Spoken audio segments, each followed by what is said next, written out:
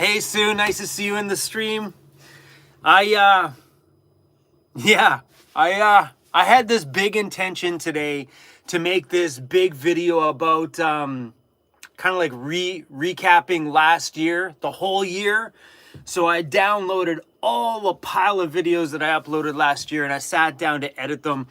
I put them all in a timeline, and all the videos I chose turned out to be like, I can't remember what it was, like 9 hours worth of footage or something. And I'm like looking at it, trying to think, should I chop this footage down and upload it today? No. So we're gonna go live instead. Why you guys come a little closer?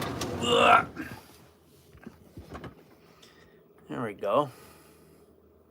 I should actually set up my laptop too. Happy New Year, everyone. How's the feed looking? Good? I hope so. Let's check a speed test here. I'm parked inside the new shop, obviously inside my van, so the Wi-Fi has still got to get through the metal. But last speed test I did was pretty impressive.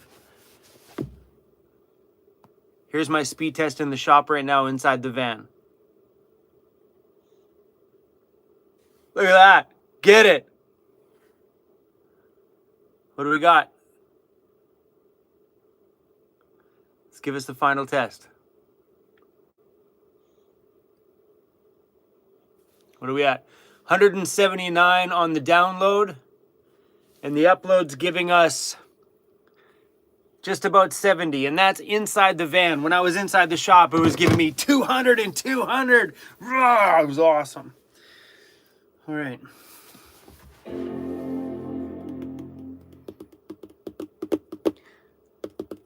Daniel Vlogs, how you doing? Glory, how you doing? I'm just gonna pull you guys up on my laptop. I'm too old to read those little ones on my phone.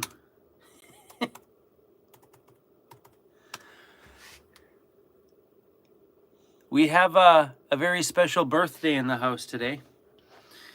Our Sir Cruzy Bear is 5 years old today. He's passed out asleep and he just had a birthday cookie. That'll be tomorrow's video.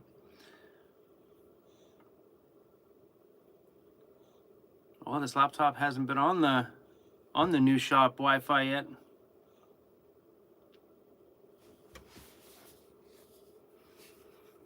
Riley, Karen, Tanya, how you doing?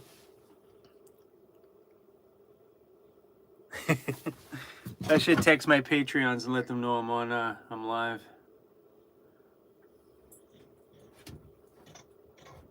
Hey, birthday boy. Let me spin you around. Hey, birthday boy. How you doing, birthday boy? Happy birthday, Cruzy. Oh, you coming? No way. Come on. Sorry for the cable in front. My phone's plugged in. All right, let's get in here.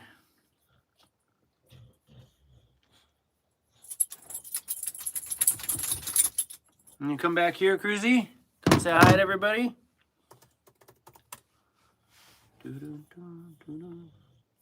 Yeah. Yeah. Ooh! My image is clear, man. Nice job. That's pretty good. Normally we got pretty grainy live streams, especially when we do them at my other shop. All right. Now I can see your comments. Tons of Happy New Year's. We have a really, really big month this month. You guys will be fully updated on what's going on this month in tomorrow's video, the one I'm actually filming today. I haven't quite... Hi, buddy! Hold on, let me... You guys will see Cruzy. Hey, Cruzy, you can't have those right now, bro. He's like, but I smell bones. You can't have those, buddy. Cruz, come here. Happy birthday. So cute, little buddy. I'll spin you guys around here. There we go. plug you back in. There you go. So yeah. Phoenix says they just ordered stickers and a shirt. So on that note of that one, I know there's been some people making comments about their address is not working on my website. If that ever happens, just send an email to orders@vancityvanlife.ca and Amanda will square that away for you guys. There's been a little bit of a glitch in Shopify and it's been messing up on, you know, like it'll be an address here in Canada or in the US or something. It says, sorry, can't deliver there, when actually it can. There's just some glitches in the system. Every stack of orders will get a glitch once in a while when it comes to shipping. So if you ever have that problem on the website, go to orders@vancityvanlife.ca. Let Amanda know that the website's being mean to you and she'll fix it all up for you.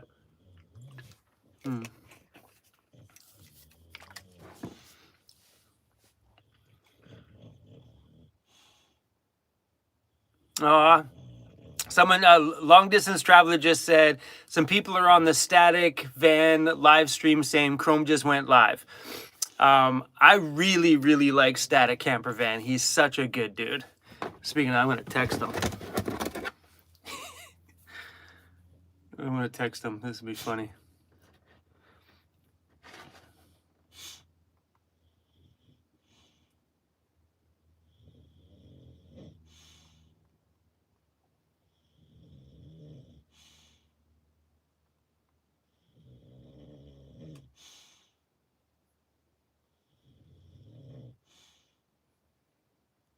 Sorry, guys.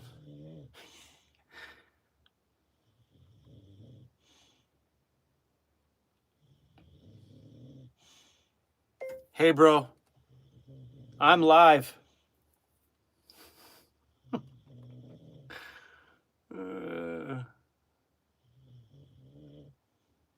Oh, forget it.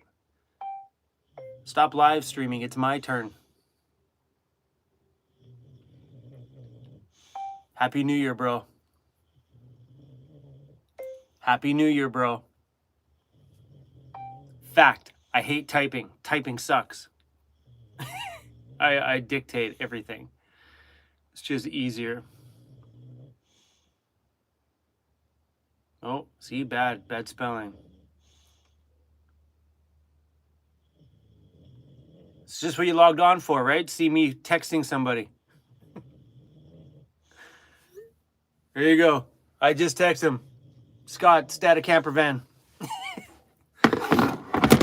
Hilarious.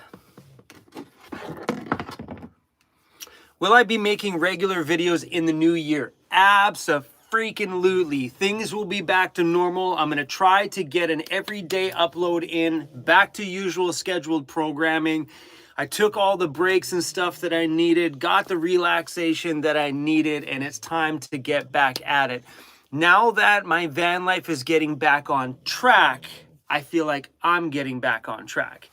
Not having my home has kind of spun me a little bit and it's kind of taken my motivation away from filming van life content, because this van's like, I don't know, what do you want to talk about? It's metal.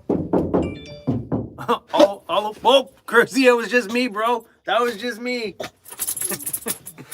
Yeah, this one's just not inspired me to do much when it comes to doing van life content. Oh, Scott messed me. Haha, he goes, Happy New Year, my friend.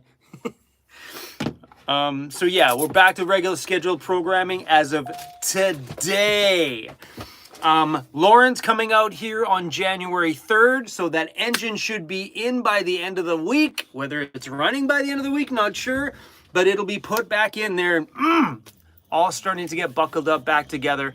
That means we can get back on the road and start traveling. So the answer to that is yes, back to regular scheduled programming. Cruzy, calm down, bro. That was just me. Cruz is like, who was that? That was me, bro. Funny guy. How you doing, bud? How you doing? Go up in the bed so everybody can see you. Up, up, up. There you go. Did you thought you up? Cruzy, come here. There you go, buddy. Now we both can be in the live stream. Cruzy's ear's been bugging him. Hey. Hi. Hi, buddy. Hi. Happy birthday. Let me get your new toy. Let me get your new toy, buddy. Ooh. There you go, bro. It's got squeakers. There you go. He's been spoiled rotten lately, buying him nonstop toys. Cruzy is 5 years old today. He's been in this van for his whole life. He doesn't know what it's like to live in a traditional home. It's just been me and him in this van since he was a puppy. And he was so cute when he was little. He was like this little big, and like, if you guys ever see Cruzy when he was little, there's 900 people on here right now, by the way. Let me show you Cruzy when he was little. My gosh, this guy was a bundle of adorableness. Cruz.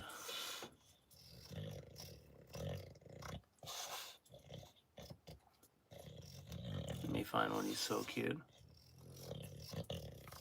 Cruz the bulldog. Here you go.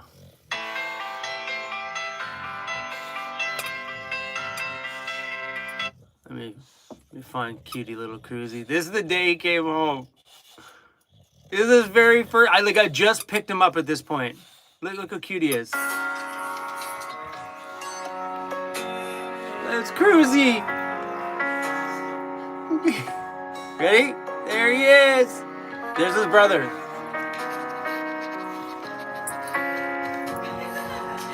Look at him right there. Come on, back up, bro. He's biting his brother's ear. Let me mess you up. He was a trouble starter. He's Cruzy's right there. That's when he was little. That's the day I picked him up. He was a shit disturber right out the gate. Look at him. You're so freaking cute. Hey, some more people joined in. Hey guys, how you doing? Cruzy's birthday's today. I didn't buy any balloons or anything like that because, well, everything's closed. It's a freaking holiday. It was so cute. Here, watch this. This is Cruzy in the van. He was so scared. Look at him hiding there. Hi. He was so unsure about everything. He's not too sure about the new house. Cruzy, you're so cute, buddy. Now Cruzy's just a freaking meathead. Look at that guy. He's a meathead. This is you when you're a pup, bro. Hi. Your name is Cruz. Cruz. Hi, Cruz. Cruz. That's your name. And that right there, Cruz. Look, buddy. Right there. Hey, now you're just a big meathead. You used to be a little meathead. Oh my gosh, Cruzy. Life wouldn't be the same without you. What? This is my drink. What do you want? You already had all the treats. All of them. See his tail wiggling? All of them. You ate them all. You see his little tail. You ate all the treats. All of them. I'm sorry. There's no more. You want some treats? Do you? And you burped. Can you sit? That a boy. Cruzy got some birthday presents from Polly, the Sikosies. You'll have to see what he did to this thing. Whoa, bro, calm down, buddy. What are we doing? Let's give you... I don't know if I want to give you these when you're on the bed. This one says, the dog farter. Okay, bro, calm down. Calm. I'll give you little pieces. Bro, easy. Oh, you're drooling all over me, buddy. Okay, easy, bro. Just because it's your birthday doesn't mean you can get everything you want. Oh, you dropped it. Think about how cute this guy used to be. Okay, that's it. We're done. Back up. Oh my gosh. Watching those little puppy videos of him makes me want another bulldog. Hey, Cruzy, you want to get another brother or sister? She's like, no, Dad, they're gonna eat all my food. Hey, people are probably pretty happy you're in this live stream. Normally you just sleep. It's my birthday, I can eat what I want to. Inside the lid of this thing says, happy birthday, Cruzy. So these treats that I gave Cruz, the one that he just ate, here's the ingredients in it, homemade. Those ones were eggs, coconut flour, peanut butter, and water. That's it. Would you like another one? Oh, Andy Overland Interiors, how you doing, buddy? Thanks for the super chat, bro. So Andy is coming out here this month, in a couple of weeks, to start taking some measurements of the inside of some of the ambulances, to start making some start making some kits for the ambulances, which is pretty wicked. And I'm just pumped up to see Andy. And we might give my van a little paint refresh while Andy's here. Like, I'll take everything out of it. We'll pull all the face panels off of my interior stuff. We'll paint all the white again, and then we'll sand down the front of the wood stuff, and we'll give the wood a good lacquer. And while it's got a new engine, it might be getting a new paint job and a refresh on the interior. Sounds good to me. So if we got time for that, we'll be doing that too while Andy's out here. I think Andy's here for about a week or 5 days or something like that. Pretty cool. Cruzy, everybody's telling you happy birthday, bro. Louie's trying to find a way to get over there. What are you doing? You look like you're up to no... And he burped. What are you doing? What can I do for you? There's nothing more for you. I ate them all. I ate them all. I ate them all. Nom nom. I ate them all. I ate all. Oh, go, you slobber. You coming up here?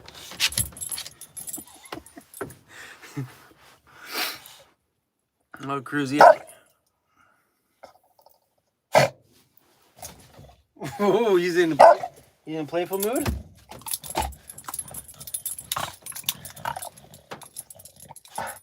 That's not very playful.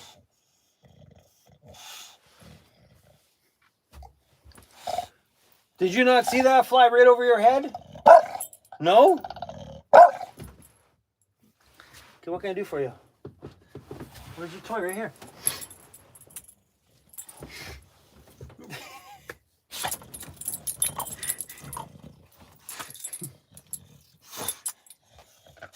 Okay.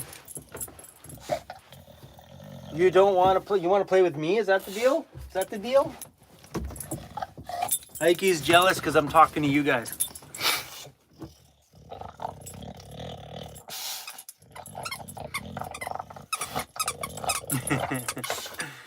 So someone just said that their signal's getting fuzzy. I'm watching the feed on my computer. It's crystal clear. If that happens, just refresh your side of the computer. What are my plans for all the vans? Okay. Plans for all the vans are this one here. The initial plan for this one was to keep it as a shop van, but now I'm not sure what we're doing with this one. So I had thought about turning the other ambulance into a shop vehicle because I only paid $4 grand for the ambulance, so it makes for a very cheap shop vehicle. And we're gonna gut the back of it, put some checker plate in it just so we can haul stuff around in it. It's big enough to move an engine around and big enough to stack full of boxes if we get a big shipment. So that's the initial thought right now. This one, we may build it and sell it, or the opposite way around. I'm not sure, you guys. Really, right now, I'm not too sure. But that was the point of buying the ambulance, was initially to buy it, build it, because I got it at a good deal. But now that... You okay? But now that we have this shop space, things have kind of changed a little bit. I'm not sure if maybe this becomes the shop van and we build out that whole ambulance with one of Andy's new kits that he's going to come out and measure. Not sure. Maybe we just sell them both. I could use the influx of cash. That would be okay. But yeah, I'm not sure. We're really not too sure yet. Either way, both of them are going to get built out. Me Monster, thank you so much for the super chat. I appreciate it. Cruzy's got the zoomies. It won't last long. Listen to him breathe. I'm tired already?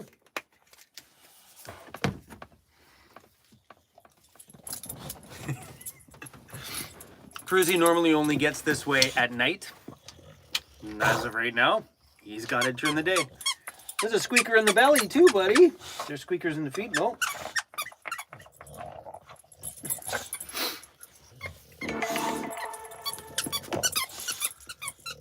Matt Vanner says, happy birthday, superstar. Carpet Pro, thanks for the birthday wishes to Cruzy. Miss Sutherland, thank you so much for that. I appreciate it. Cruzy likes his little sugar nuggets, that's for sure. Holy.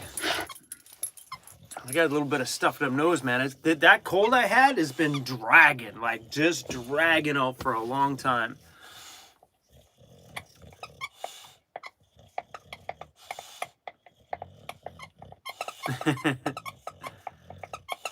That's funny. Someone said that they're listening to me and Static Camper Van's live stream at the same time. I bet you that's got to sound real good.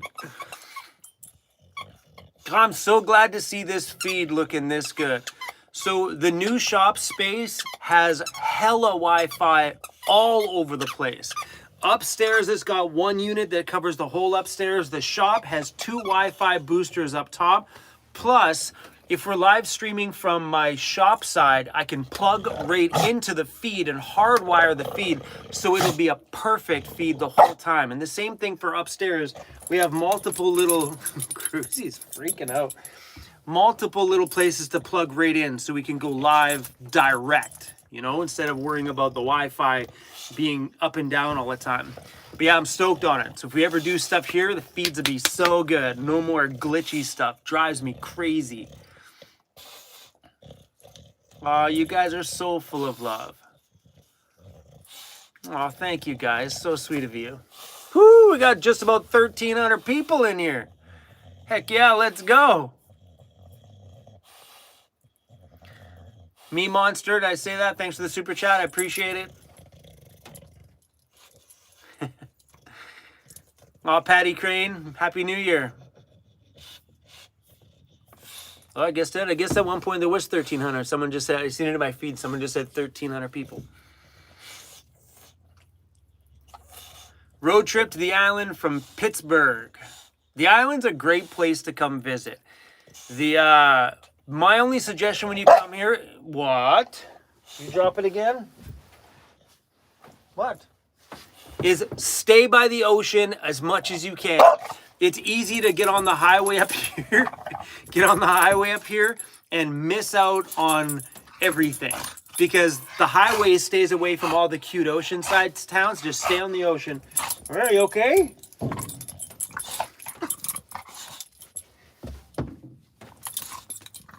You're an attention demander today. Normally you sleep the whole live stream. Some ways I kind of prefer it. What? Oh!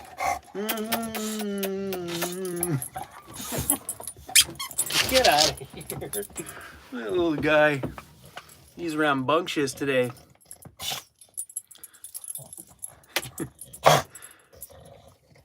Yeah, Cruzy's in a mood. What's up?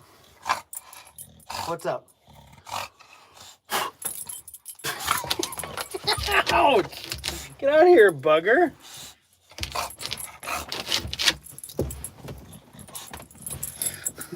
Freaking guy. Go to bed, Cruz. Sometimes I kind of wish you were sleeping right now.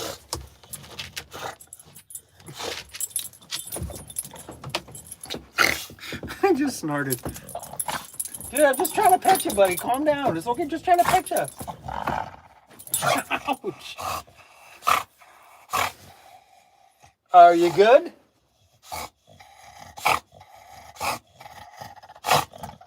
He's just trying to find a way to mess me up. Hey!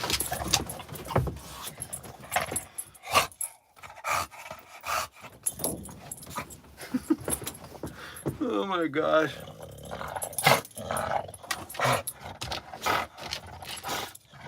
I have a light out behind me. Where? Oh. Not anymore. Sharon, thanks for the super chat.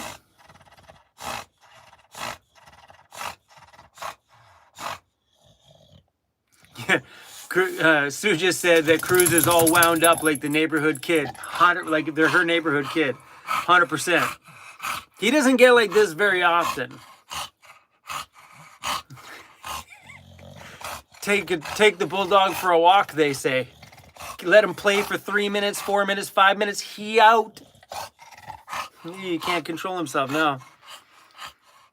No worries, Van. Thank you for that.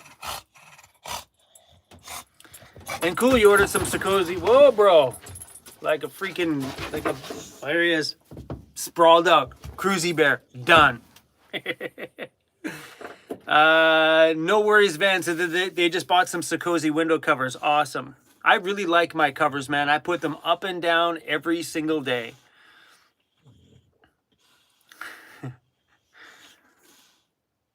Get him some oxygen. Yeah, Cruzy needs an inhaler sometimes. It's 2 minutes of playtime, and he's like,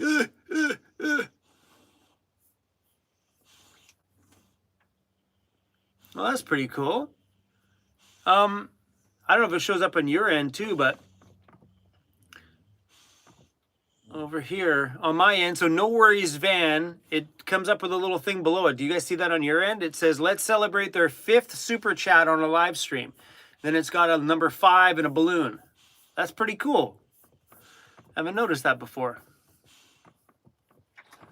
It's cool, YouTube celebrating you guys in the stream. That's pretty wicked.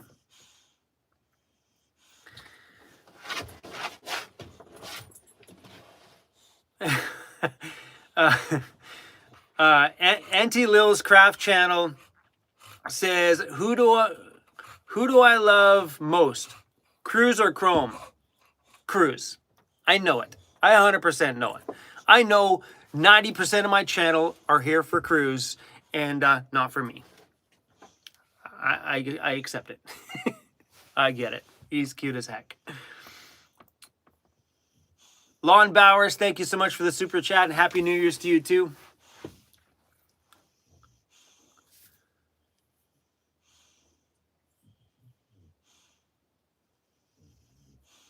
Aw, you guys are so good.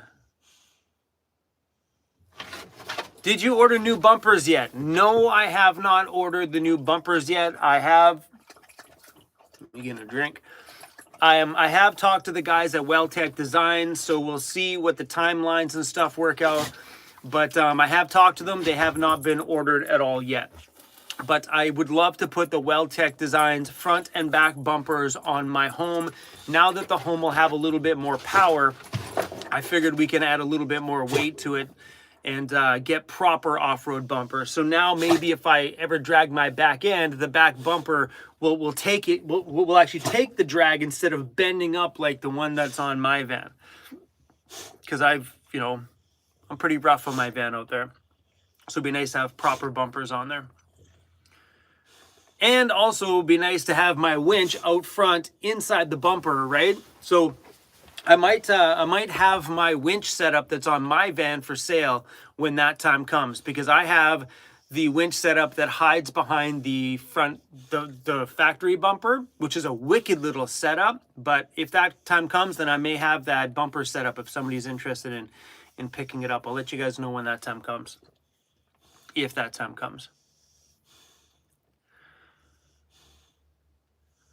Dawn says, I know Jeremy from WellTech. He lifted my E250 10 years ago. Wicked. Yeah, Jeremy's a good dude. I met Jeremy when we put the WellTech... I keep pointing like this is my van. We put the WellTech Designs lift kit on my van, and I freaking love that kit. It's affordable, and the performance of it is on another level. Big fan of that kit.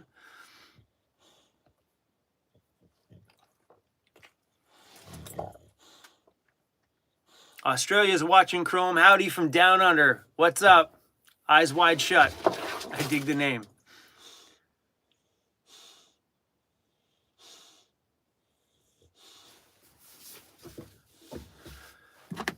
So much New Year's love. Patty Mills, thanks for the super chat.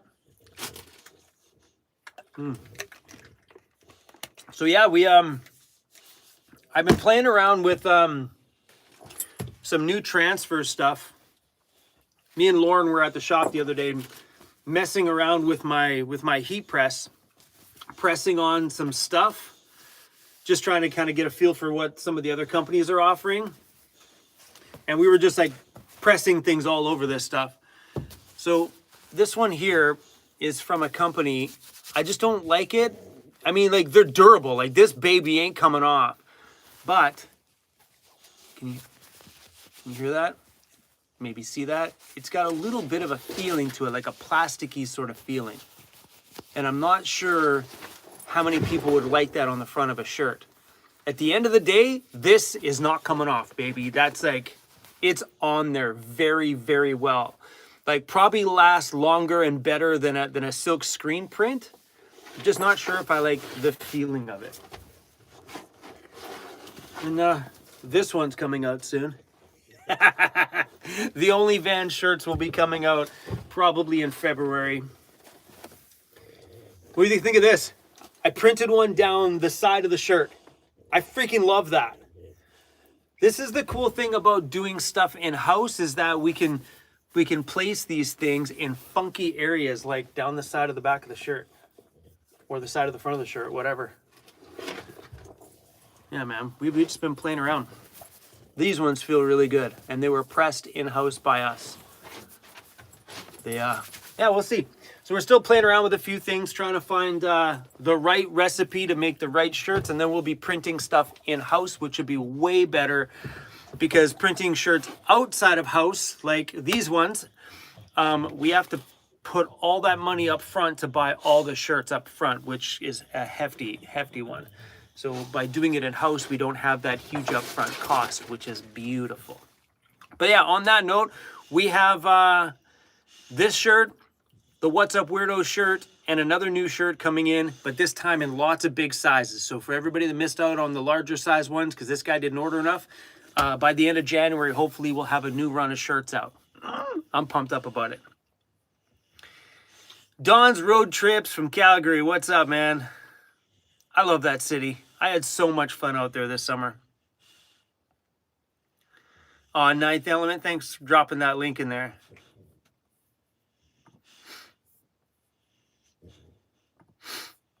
Oh, I lost my comments.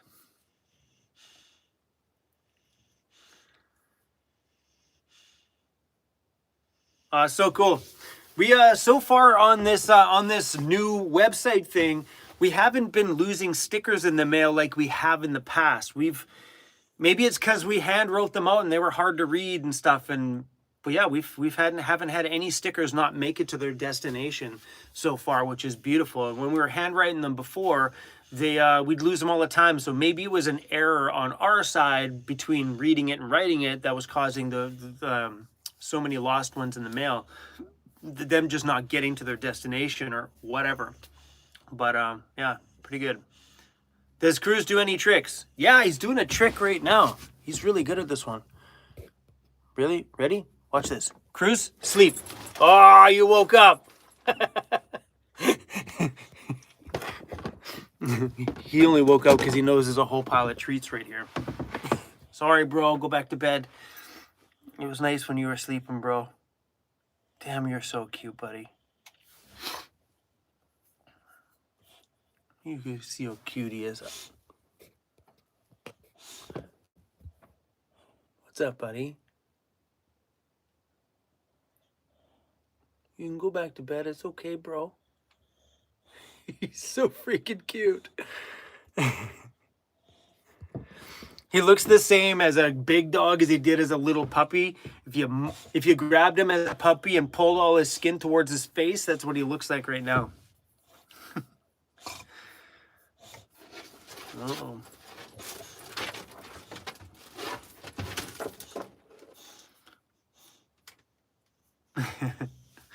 Yeah, he's great. Yeah, Donovan, we will be getting back to doing regular videos starting today. I want to start getting that everyday upload again. You know, I feel here's what it's made me feel like taking a break. It's actually caused me more stress without uploading than it does when I do upload. Kind of strange, but I find I find it very peaceful in that work at it. You know what I mean? Like when I spend that time every day and expel this creativity and just put something together and make something, I feel calmer. So for me to do more and more videos, just, I don't know, I really like it, and it's time to get back at it today. I was going to do an edit today, but I figured no edit? Fine. Fine. We'll do a live stream instead. So maybe we'll start doing this on a regular.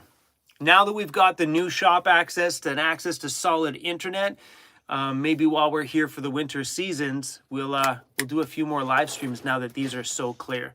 Because the worst part about doing a live stream is reading everybody's comments going, hey, you're buffering again, or hey, you know, you're frozen, or hey, where did you go? And everybody going, oh, Chrome's gone, he vanished. And I'm babbling away for 20 minutes, not realizing that my feed has gone dead. So having the new shop space here will allow us to have a better internet connection. Don Nelson, thanks so much for the super chat. Happy New Year, Chrome, and happy birthday to Cruz. Before you move back into your home, are you still going to refresh the interior cabinets? Yes, we are. Hopefully, if time permits, yes, we are. So Andy from Overland Interiors will be out here, I think on the 15th, 16th, 17th, somewhere around there, middle of the month.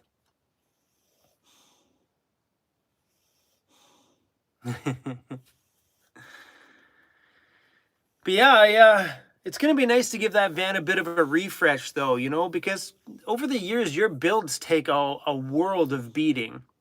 I mean, I'm a little extra rough on things. Like, I'm just rough on stuff. It's just how I've always been. And things get marked up, banged up, and scratched. But what I find gets it the worst is areas of your vehicle where the wood is exposed to the sunshine. And I'm a big one to keep my side doors open. So there's some fronts of some cabinets that take the worst of the sun damage than the rest of it. Like some of my pull-out drawer gets it worse because my pull-out drawer is always open during the summer because we use my pull-out drawer as a dining table. And I find that's where things get the worst. Like there's parts in my inside of my van that look great that never see the sun, but then there's parts of underneath the bed that sit in the sun during the day when the doors are open that get a fair amount of damage. So I think every couple of years, that's something that people should just do. Just give your vehicle a bit of a sand down and a bit of a repaint, freshen it all up, and then your van build will feel and look fresh again. And I'm pumped up actually about maybe doing mine. Because the last time I went out to Overland Interiors, Andy ripped my build out of the van. He did. He ripped it all out and painted the whole thing. Took it all apart, put it in the paint booth, blasted it right, put it all back in. This time, Andy's like, hey man, let's pull that build out and repaint it. I'm like, no, we're not pulling it out. The reason why we're not pulling it out is my main set of cabinets that are in my kitchen over the backcountry banging around all the time. Sometimes it just starts to rock a little loose. So I've re-bracketed the side and I've just driven more screws through the floor. So there's enough screws in the floor on the bottom now that thing is solid, and I don't want to unscrew them because then the floor of my van will look like a strainer and let in water. So let's just leave all those screws in the floor where they are, because if they're in the floor, they're not letting in water. Hopefully they're all still in the floor. But yeah, I think giving your van a little refresh every few years, 2 or 3 years, is just a good idea. You know, it doesn't take much, just some sandpaper, some paint, and you're good to go. And I'm pretty sure you could buy a lot of those paints in aerosol can form anyway. So, I mean, actually ideally in a van, you might probably better to just brush it on. But yeah, giving it a refresh is just kind of makes your home feel brand new again. Kind of makes you excited about being home, you know? Because your van will get marked up a lot faster than a traditional home. And even if you're building like a weekend camper van and you guys go away every single weekend in your van, you'll notice that it's pretty easy to just turn, bang the cabinet. Oh crap, I just dented the cabinet. It just happens when you're in a small space. You know, you're moving to put a dish somewhere and you hit the wall or something like that. That's an extreme example, but yeah, they do take a fair amount of abuse. Bradley Jones, thank you so much for that. Happy New Year's, bro. here on an oil rig in the middle of the Atlantic Ocean. How cool is that? Watching your live. Oh, what would you guys do without you? Are you on Starlink out there? That's pretty cool. Watching your live. Hopefully you had a great day. Super cool, man. How awesome is that? Watching from an oil rig in the middle of the Atlantic Ocean. That is so, so cool. It's fun like that to hear where my subscribers are at, you know, like I would have never have thought that someone on one of those little oil rigs in the middle of the ocean with nothing out there, like when it goes dark around that oil rig, it's black. Like darkness like you probably never seen before. That's pretty wild. I would have never thought that I had a subscriber on one of those things. So Bradley, thank you so much for that. Hey, Cruzy, Chrome, they're asking me questions. Chrome, have you ever traveled to the U.S.? What's my answer? Not in the van, we haven't. He's so cute, he's looking at me like, can I have some more cookies? It's my birthday. Your birthday's over, buddy. We had your treats, you're done. I sang you happy birthday, we're done. He's not having it. You can't have everything. You have had so many treats today and even helped yourself to some treats. They can watch that in tomorrow's video. Guy busted you in the act, stealing food. Hey? You can't have everything. Oh, but he sure wants it, though.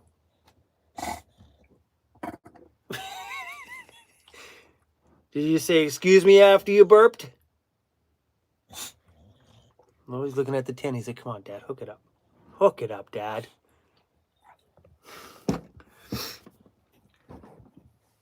Fine. One more just because you're cute as heck. I'll give you the big one. Well, then we're done. That's it, bro. There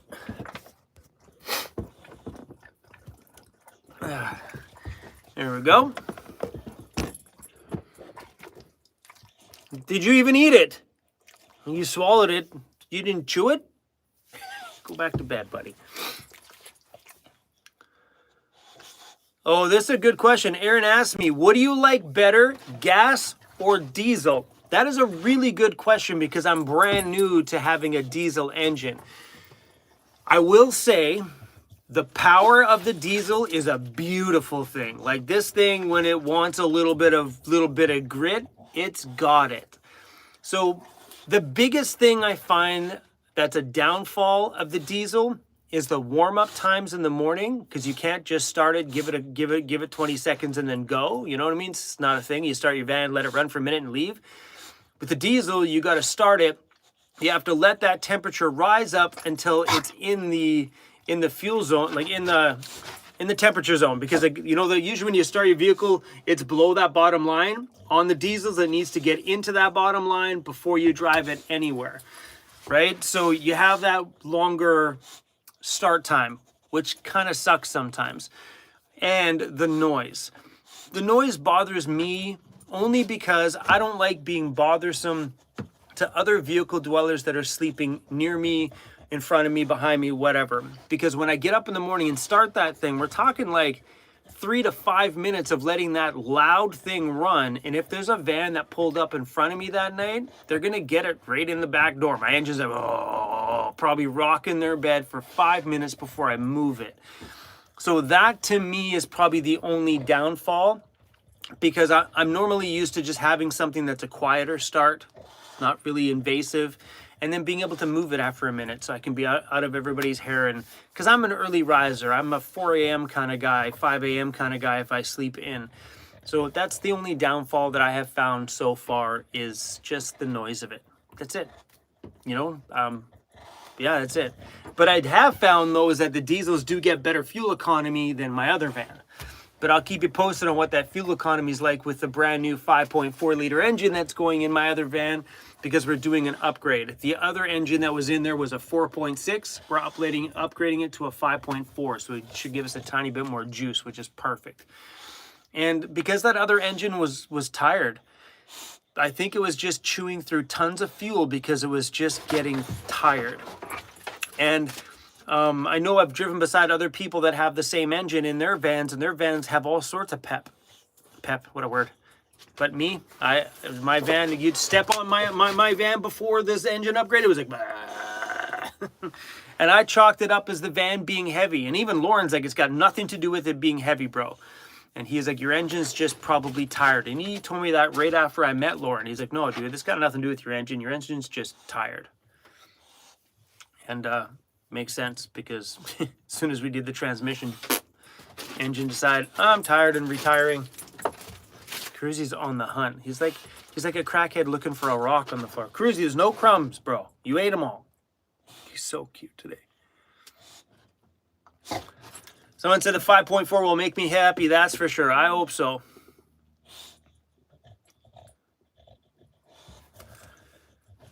Country Vanlife UK. Happy New Year, Chrome, from a fellow YouTube vlogger from across the pond in the UK. Ryan Sims, thanks for the super chat. I appreciate it. Type, you can get an engine block heater. Yeah, I mean, it's probably a good idea. I know the vans out here come factory with them, so I don't know if my old block heater fits in the new one or not. But I know they come factory with them out here.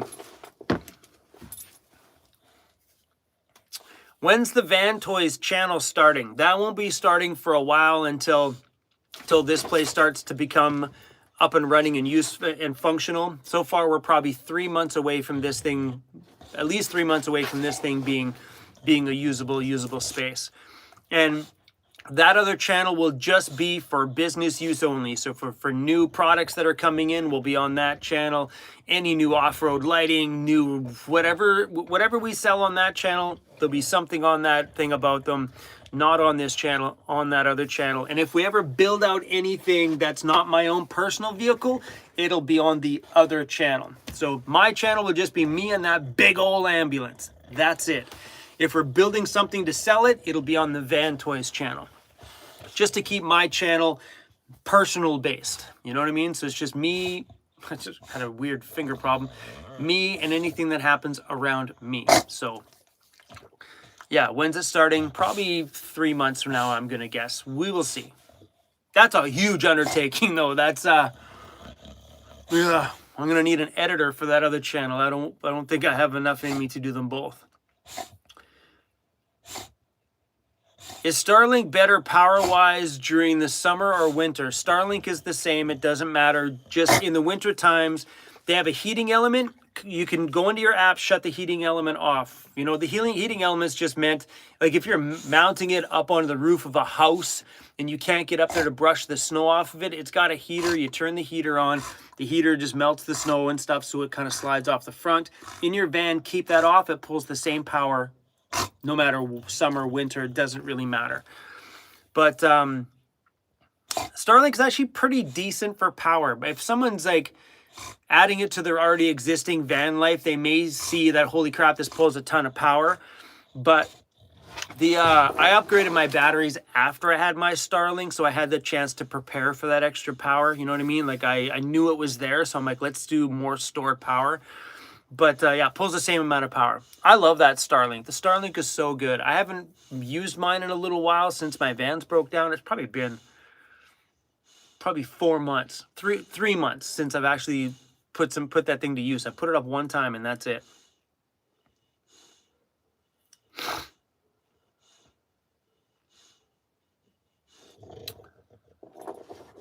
Isn't Starlink only pulling like 50 watts? That's correct. So Starlink usually bounces, what I find with mine, it bounces between about 28, 29 watts to about 50 watts. And it kind of seems to kind of fluctuate between that the entire time of use. So if you banked it at 50 watts while it's in use, then, you know, you're aiming for the higher side, which is beautiful. But if you look at it, you know, to have internet away from anything plugged in for 50 watts of power is not much at all. It's quite beautiful, man. That was it's a bulky thing to add to your van, but so cool. I mean, like, there's the new system. They have a new flat mount system. It's like 3,500 bucks Canadian or something. Forget that idea. I'd rather just go prop mine up. It's cheaper. When will the shop have more shirts? So we're making a new shirt. Well, we've already made the new shirt order. It's getting printed this month. Probably around the middle of the month, those shirts will be printed, and new shirts in bigger sizes and lots of stock in bigger sizes will be on the store, hopefully by the end of this month, if not early February.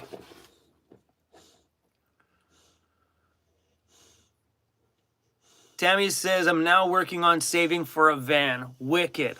I always love hearing that versus hearing people going, well, I'm starting van life next year. What do I need to buy? Well, I'm going to buy stuff for the van before the van. Don't buy stuff for the van before the van. Does that make any sense? Buy the van first, then buy the other things. Van is the most important part.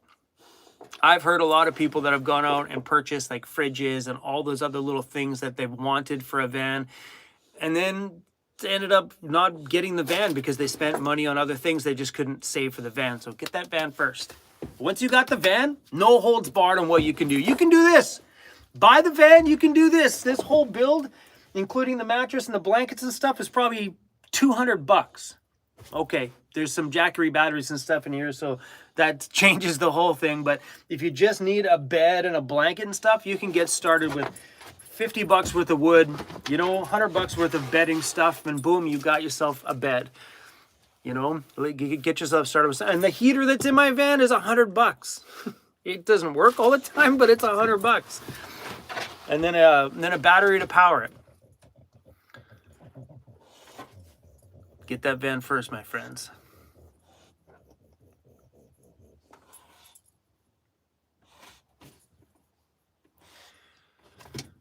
Am I going to do only Vans hoodies? Maybe. Maybe. You good? No? Yeah, so I think those only Vans ones will be printed in-house. If we are printing those in-house, we will be doing hoodies. If we're getting those things printed at a print company, probably not doing hoodies because it's just a lot of money up front. This shop needs all the finances that it can right now. So, but yeah, but we very well, if I can find the right transfer, like this transfer is not it. This one's got that plasticky sort of, hi. You want to hang out with me or what? This one's got a bit of a plasticky feeling. I don't think I want to, yeah. But yeah, we'll keep you guys posted probably in February, maybe. What are you yelling at them for? Cruz is like, who the heck are you talking to? Bro.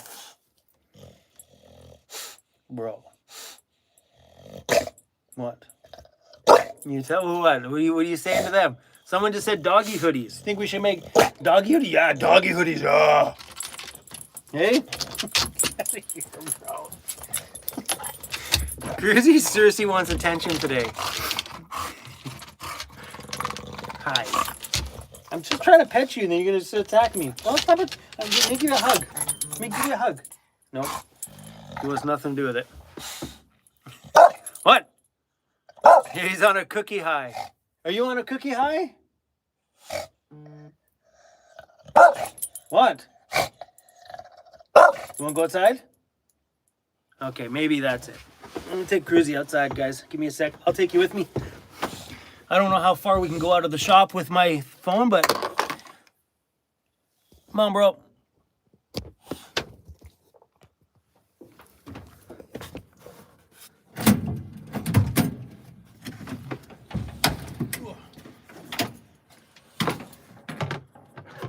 Come on, Cruzy. Let's go pee. Come on, guys. Come on. You want to go outside? Come on, buddies. Go for a pee. Come on. Come on. Let's go for a pee, buddy. Come on. Come on. Pee break. I'm gonna put you on leash because there's rabbits out there, bro. I don't want you no attacking no rabbits. Come on.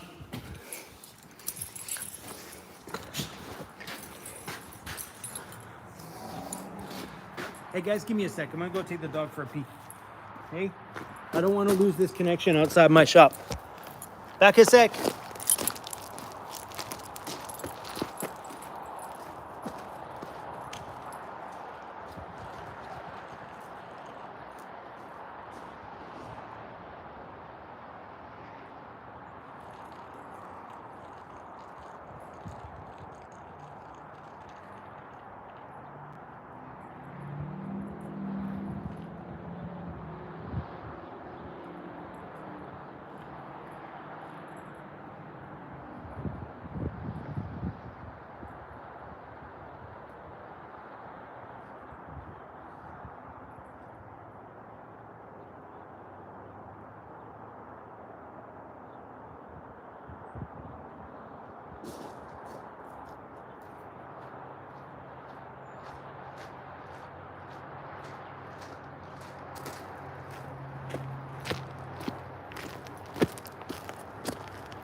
Hold on, guys. Cruzy, come on. Hey. Cruzy's going to visit the neighbors. 1 sec. Come on. Get out of there.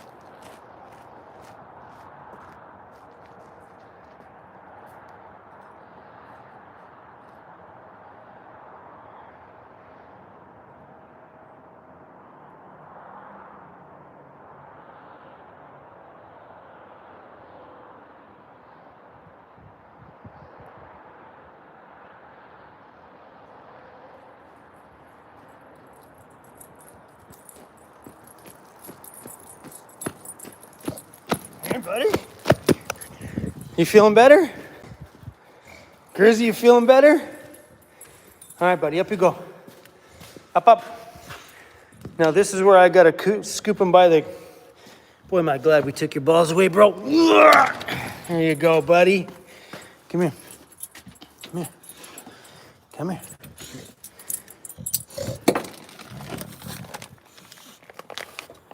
Should we give you one of these? Hey, that'll keep you busy for a minute.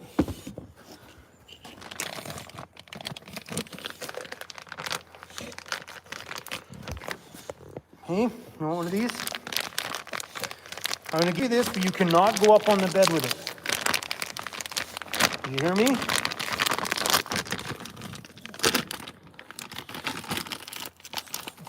You cannot go on the bed with that.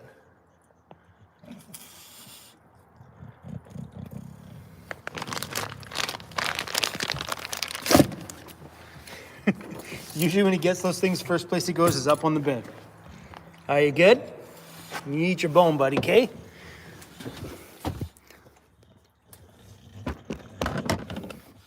Oh, shut the door, keep the heat in. Ah. Hey, we made it! Pee breaks all done! Oh man, these are dirty.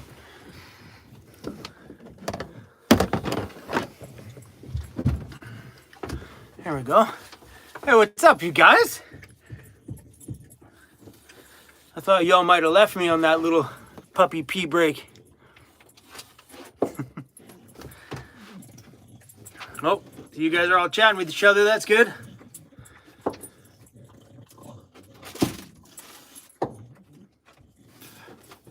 Oh, Loli's Off-Roads in here. Hey, Lauren, I'm going to make you a moderator.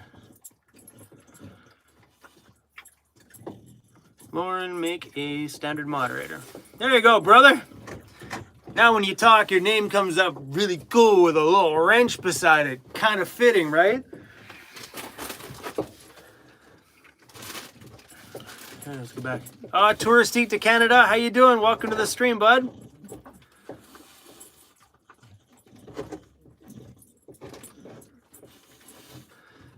Terry M, will you go into a little bit more detail on how you use your poo bucket? Do you use a liner, odor control, and how do you get rid of it? My bucket's in the front. It's a luggable loo bucket, Cabela's or Bass Pro Shops is your cheapest place to get them. You can get, they're called a Hunter's Loo. It's just a bucket with a toilet lid on it. A garbage bag on the inside is the liner. Don't do it in the bucket. That's disgusting. Whoa, bro. Whoa, that was a close call. Bro. This is not going in my bed. Look at that. Cruzy, come here. Hey, that does not go in the bed. Come on, back up. Cruzy's like, I can't turn around. Come on, go get it. Over here. Get off the bed. He was just about going up on the bed with that bone. Yeah, you simply like put the garbage bag on the inside, snap the lid over top, do your duty in the garbage bag. When you're done, tie it up, toss it. Simple as that. And I know a lot of people always say, "Oh, you can't dispose of that." Google it. Yes, you can. When I was in Toronto, I Googled, can you do this? Yeah, you can dispose of that stuff in any standard garbage can. So does every mom with every diaper, everywhere, all the time. So it's kind of the same. But yeah, we just dispose of it that way. They do make these funky little bags where you do it in the bag, you tie the bag up, stick it inside, and then there's a Ziploc thing on the outside which contains everything in the inside. But we don't drive around with that stuff in our van. You just do it, get rid of it. And 99% of van lifers out there, that's their process. 100%. And a bottle for Pete. That's it. Once you can get past those two things, van life's a breeze, baby. Well, not really a breeze, but once you can get past that, those are the two little first hurdles that most people find gross. That's how we do it, baby. I've been doing that. This is on my 7th year of doing that, and I love that system. Yellow Brick Road, I've been saving and planning for about 2 years now, and finally getting ready to start my build. How cool.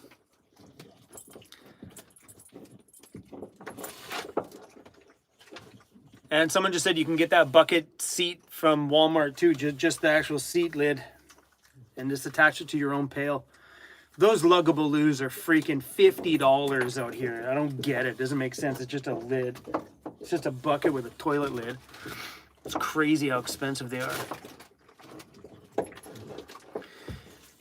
Aaron Malone, hey, what about your DJing? I still play with my DJ gear. On New Year's, that's what I did. I was at my shop and I busted out myself a little session and enjoyed a little time. And that's just my escape from everything. I'm still DJing, not live, but still DJing, still making my own mixes and stuff like that.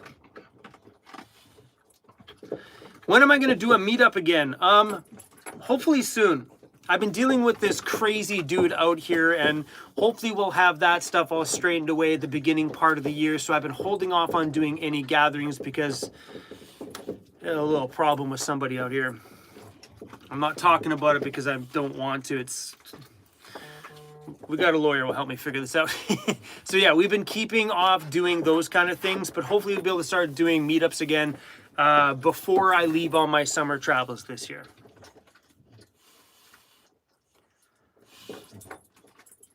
Nope.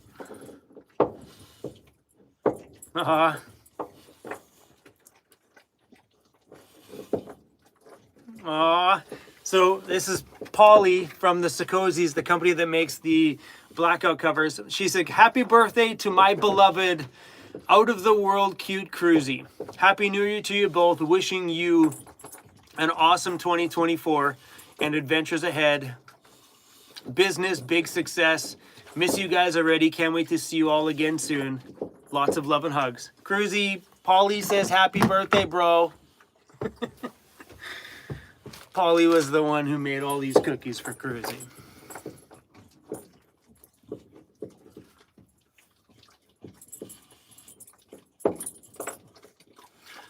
Someone just said, Chrome, could the transmission going finish off the engine? Yes.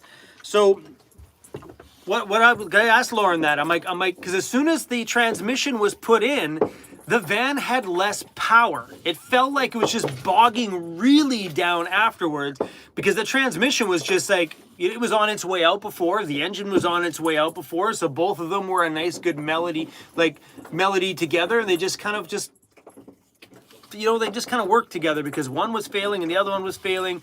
But the second we had a good new transmission, that engine had so much less power because the tranny was just like, let's go. But that engine just, it was like there was nothing. I was hitting the hills. I was bogging down worse after the transmission. So I think doing the transmission rebuild was putting way more strain on the engine, where the other transmission, because they were both weak, they were just weak together.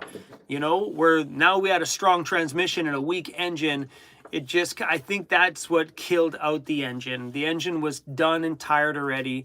And yeah, it was 100%, without a doubt, the transmission that over pushed the engine.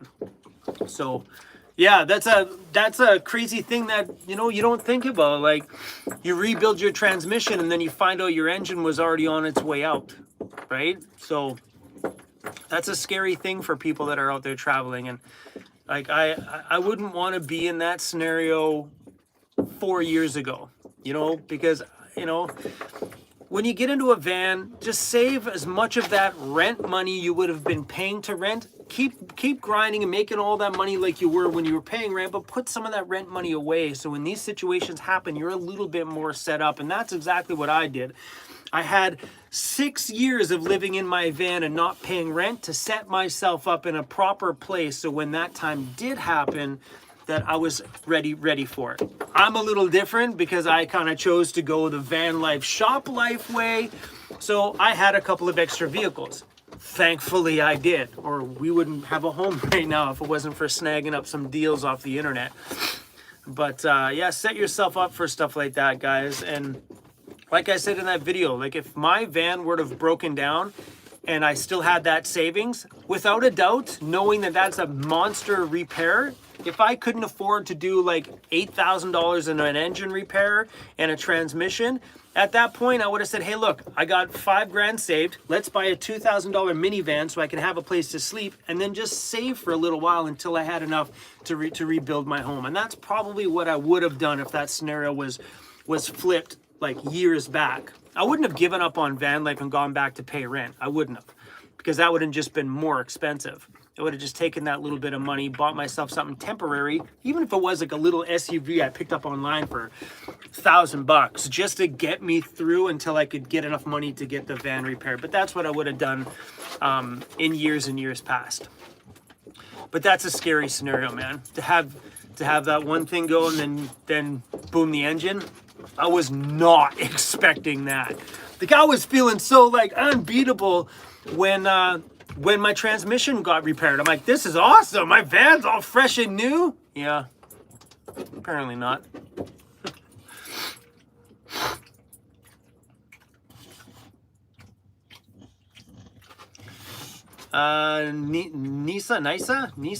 Nisa says, I plan on doing a large storage unit as a second space. Give me a sec, guys.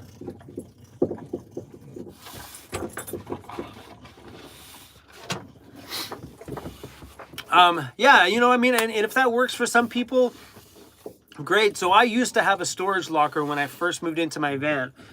And then after a while, I'm like, I just want to just have everything in my little baby space. So I sold off everything in my storage locker just to have my little space. And it was great for a while. But you do find after a while that, you know, some of the things that you would like to have, you can't keep in your home all the time. Like if someone wants to kayak in the summer, you don't want to haul that kayak around, especially if you have a big one on top of your roof all through the winter. So having a storage space once in a while is okay. You know, you can do van life however you want to do it. If having a storage locker is the way you want to rock and roll, and then just give her.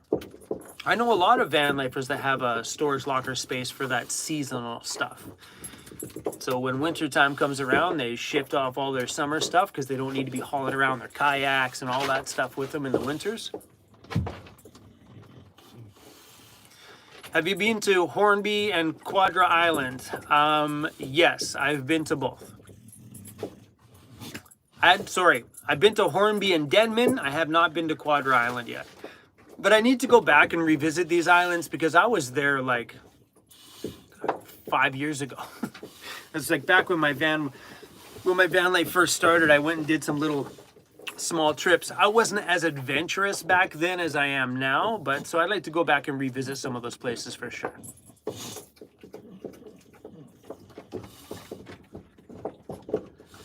How does my home van handle in the snow? They're talking about my big jacked up van, not this one. How does it handle in the snow?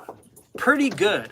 So when my van was like this, it was garbage in the snow. Like that thing would like squirrely all over the place, and it was horrible in the snow because there was no weight back here. The second we started to do all that build work inside and I left overland interiors and we had all that extra weight in there, man, that thing just started through the snow like no problem at all. It's actually quite good in the snow. But I do highly suggest you guys, if you guys are out doing stuff in your vans, keep a set of chains in there with you. I know I say this now, I need to buy another set of chains. But I'm not going to buy them right now because we might go one size bigger on my tires on my van, maybe. Because I need to buy new tires for my van anyway because my KO2s are, Cruzy's going to town. So we may go from 33s to 35s on my van. We'll see. We're just going to have to relook at some of the measurements and stuff on the front to see if it still will clear the wheel well without scraping too much. So yeah, right now, like there's one problem I'm having with the van, and I'm on the fence right now. So my front tires on my van, my rims weren't meant for having the bigger tires. And when you turn, because like, how to explain this? So when you buy a rim, the rim either has a 0 offset, meaning if this is the width of your rim, a 0 offset means your tires bolt right dead center of the rim. And then there's the negative offset and a positive offset. No, it's positive offset, negative offset, however which way that works. So right now, my van, here's the van. The inside of my rim is not at a 0 offset, it's more out here. So when all the axle and stuff bolts to it, it brings the tire back too close to the body, and I'm getting rubbing on my Well-Tech Designs kit. It rubs on my springs and rubs on the radius arm. So I have two things I can do. One, I can throw spacers all the way around just to bring that tire out a little bit. You always hear mixed reviews on the spacers. People say they're okay. Some people say there will be the death of your van. That'll be the fastest way to lose a tire. So there's like two sides to that story. So in order to fix that problem, if I put like maybe 1.5 inches or whatever the size wheel spacers on there, I can bring those tires out, and then I don't need to buy a new set of rims. Or now buy the new set of rims with the 0 offset, which is going to be another $1,500 to get my tires out a little bit to stop that rubbing. So I'm kind of on the fence right now which way to go. So you got $1,500 for a new set of rims, or $2,000 for a new set of rims, or $200 for a set of wheel spacers for all 4 sides. I'm really on the fence. I know my mechanic's watching right now, Mr. Lowly's Off-Road. If you guys don't follow Lowly's Off-Road on YouTube, go follow him. L-O-L-E-S Off-Road. Lowly's Off-Road and Overland. I'm pumped up to see you, bro. I'm pumped. You got a lot of work to do this time. So much work. Oh, guys, I'm so sorry. I'm missing some super chats. Sorry, you guys. Hold on, let me go back. Did I miss a bunch? Who do we miss? I just looked up and there's a bunch of super chats on the top. Marty, thanks for joining YouTube memberships, bro. I appreciate it. And Ron, what's up, Chrome? Happy birthday, Cruzy Bear. Happy New Year to everyone. Chrome, how much more bombing performance will the new transmission and upgrades give you? So I'm not sure what it is. Like Lowly's Off-Road's in here, maybe he has those kind of facts, but I know it'll definitely give me, I can't remember what Ford told me, it gives me a good chunk more foot-pounds of torque by upgrading from the 4.6 to the 5.4. It's just a more powerful engine. It should give me a lot more when I want it, you know? So yeah, I don't know the exact stats, but it'll definitely give me a lot more foot-pounds of torque than what my van originally had from the factory.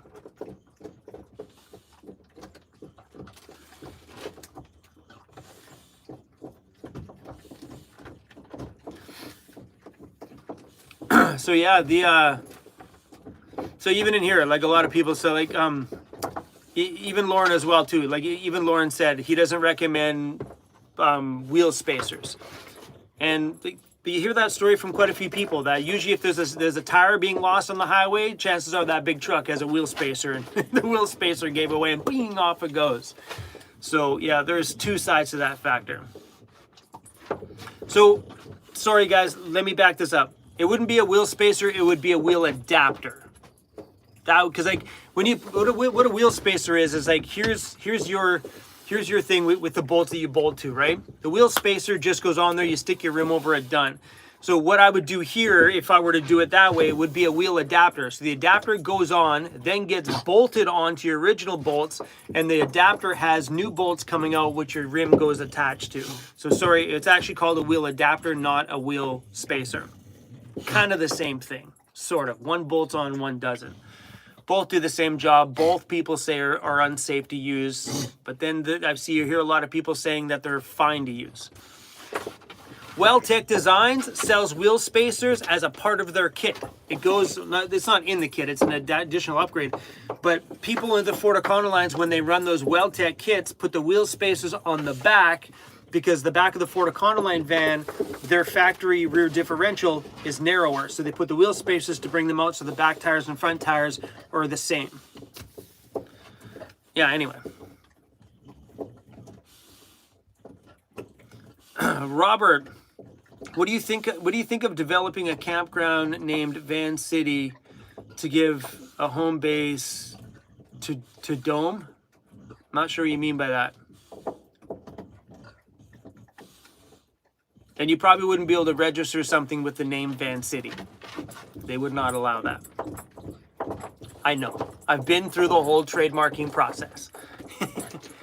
The word Vancity is a very tough one. Because the word Vancity itself is actually trademarked. There's a bank called Vancity. Chris W says, I have 2-inch wheel adapters on the back of my rig.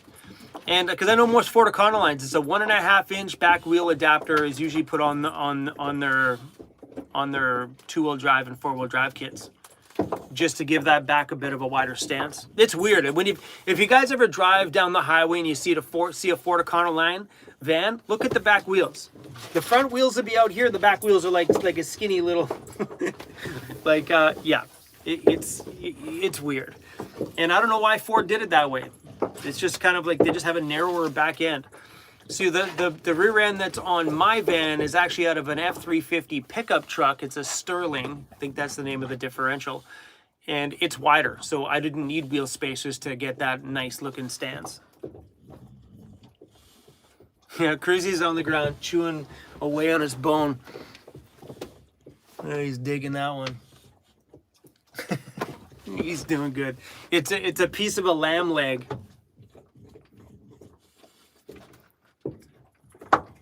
Yeah. After all that playtime and that toy, he's out for a week.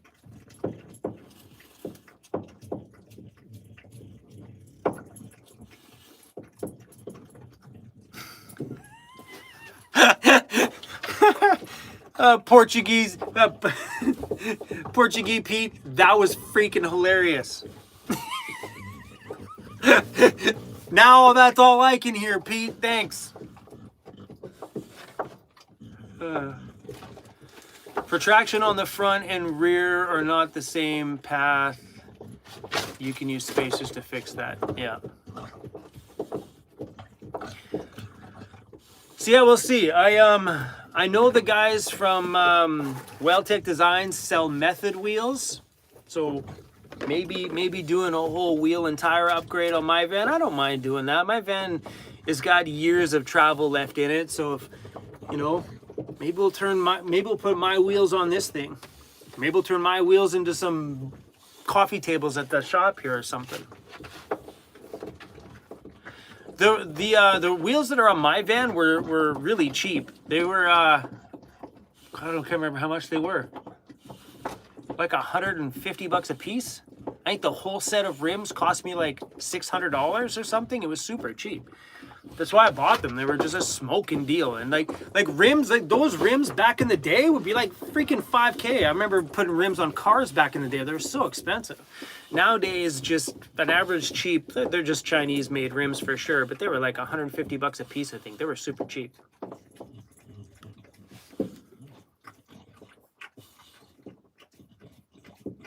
Distorted, thank you so much for the super chat. I appreciate it. Sweet 68p, welcome to YouTube memberships. It's cool that it shows me that when someone joins my YouTube memberships that it pops up in the live stream. Pretty cool.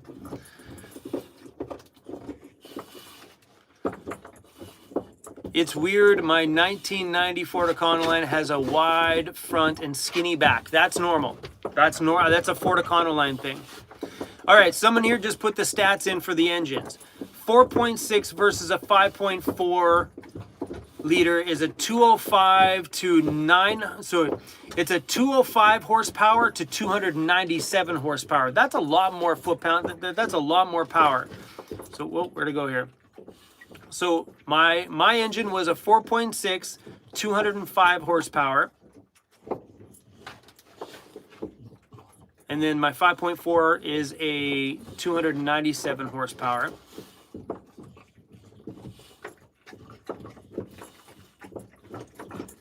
Yeah.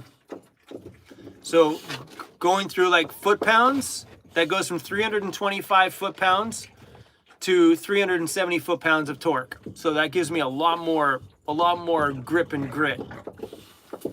I'm pretty excited about it, let me tell you. It's just dangling there at the shop on that little engine picker. It's looking so pretty. Every time I walk in the shop, I just like to give it a hug. I'm like, we are gonna travel so far together. And that's a good thing, because after all this stuff is done, the whole driveline on that thing will be brand new. Like that differential was fully rebuilt when we did the WeldTech kit. Brand new engine, brand new transmission. It'll be a brand new muffler, brand new rims and tires, probably brand new bumpers. That thing is going to be very trustworthy out on the trail. And my travel season that's coming up this coming summer is going to be a little bit messed up because my daughter is graduating. I think that's in July. I don't remember. Maybe that's like late June. I don't remember. I don't know, when do kids graduate? I asked her the other day and I forget. So I'm either going to leave early and travel for a little bit, then come back to her grad and then go back out and travel again. Or I just might do tons of local travel here. And then when she grads, full send it for the summer. And I'm going to be excited about sending it because I'll have trust in the new engine and the new transmission. So when I'm way out there, whether I go north, which I probably will go north, you just feel good when you're out there in the bush and your engine's just brand spanking new. Just a piece of confidence, man. It's a beautiful thing. I'm excited about it. Oh. What's up, Badge? Welcome to the stream, buddy. Badge is a mechanic guy I know from Alberta. He's now out in the desert. Where in the desert, I'm not sure, but he's down. He sent me a picture the other day. He texted me a picture. They're out way out in the desert, staying away from the cold Canadian winters. Has my daughter decided on a college she wants to attend yet? No, she has not.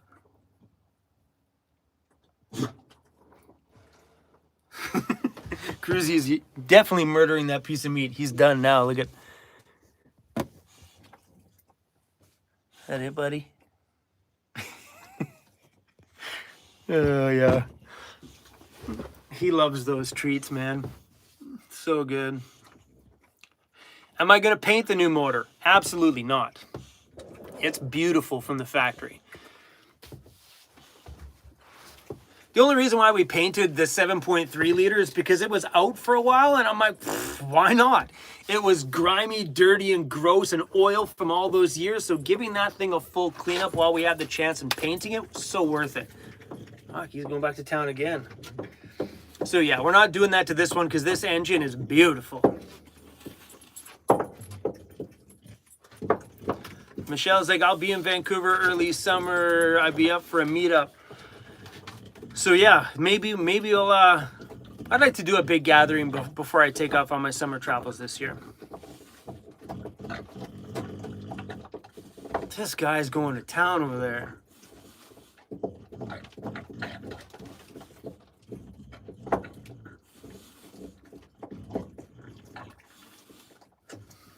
Sorry guys, give me a sec. When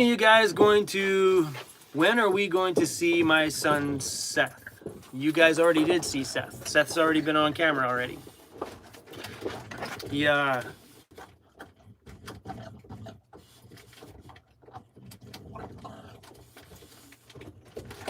Huh. So the guy, Tom from Ford, said, I just tried to put a super chat on your live stream and my message didn't go through. Huh. Sorry, Tom, I'm not sure why. Weird. Yeah, because I didn't see a super chat from you come through, Tom. I've had that too. So you guys know Bruce Vanlife Jr. So he was live streaming yesterday, and I went into his live stream yesterday, and I made a comment. Nothing. I made another comment thinking maybe that one just didn't get seen. Nothing. And usually when I pop into someone, like all the comments was like, "Oh, Chrome's here. What's up, Chrome?" And yeah, I popped into Bruce's live stream the other day. It was yesterday or whatever day it was, and yeah, it's like my comment never showed up live. Who knows? Weird. And I'm pretty sure Bruce didn't block me. Did you, Bruce?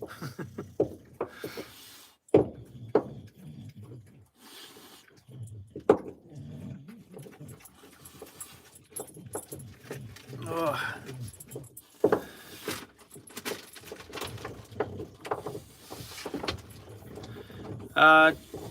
This guy, Tony, not Tony, where is it here? I lost it. Someone just asked me, how much do I spend a day living in a van? Van life, honestly, guys, can be as cheap as you want and can be just as expensive, if not more expensive, than living in a traditional sticks and bricks. Sorry, guys, my dog's just having a heyday with that bone over there. But yeah, like in the van, you've got two options, you know, like you can cook, you know, you don't pay rent right out the gate, so you don't have that fee. But if you don't want to spend too much, don't drive too much. Don't pay for camping places. Don't drive around very much. Keep things affordable and simple. Make simple, easy, affordable meals. So ideally, van life can be as dirt cheap as you want, or it can be like steak and beer at night. It can be lunchtime at the bistro on the lake. It can be as expensive as you want. You can keep your van super cheap, or you can do big jacked up vans and build crazy things, and it can be either side of the spectrum. So what you spend in a day would be no different than what you would spend in a day hanging out in your car out of home for the whole day. You know what I'm saying? Just, you know, like the biggest expense you have in a van is your fuel. So if you don't want to spend too much, don't drive too much. It's pretty simple to manage your budgets when you're in a vehicle. There's so many ways to save money.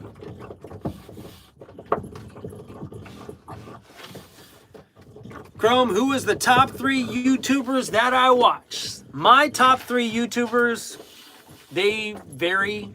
They, like, for a while there, I would have said, okay, Peter McKinnon. I don't know who is top of the list, but Peter McKinnon is in my top 3. I love Peter McKinnon. Been a big fan of his for a long time. Casey Neistat, I can't throw in the mix anymore because he doesn't upload very often, so that wouldn't be fair.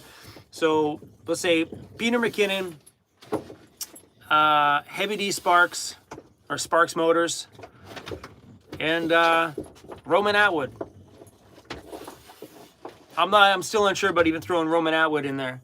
I watch very, very eclectic stuff on YouTube, and usually not other van life channels. It's weird when you live in a van to watch other people living in a van.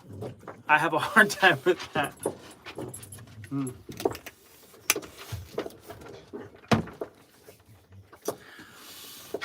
Jelly Bean watching from the Philippines Island. Welcome to the stream.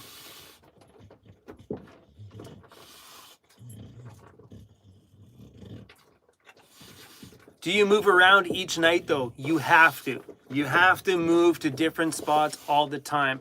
Don't frequent the same spot all the time or stay there all the time, because that's where us van lifers lose places to park. You need to keep your van moving on a regular basis to new spots. Sorry guys, I got to plug in my phone. You need to move around, and it's so easy. Like, I stick within the same roundabout area all winter long, and I have maybe 8 spots that I frequent. That's plenty. Monday, Tuesday, Wednesday, Thursday, Friday, Saturday, Sunday, Monday, Tuesday, Wednesday, Thursday. So you're like flipping around all the time, and people don't see you there all the time. So use your sleeping places to sleep. Get up in the morning, move your van. Go find a park to hang out at during the day, then go back to a different spot to sleep the next night. Then if you don't want to drive, go from that spot, drive to another little park, enjoy some time by a lake or a creek, whatever is in town. Enjoy your peaceful moment, and then go to a different spot at night. How's my feed looking? My feed looks grainy on my end. Hold on, I'm gonna reload it. Oh, it looks good. It was my end that was grainy.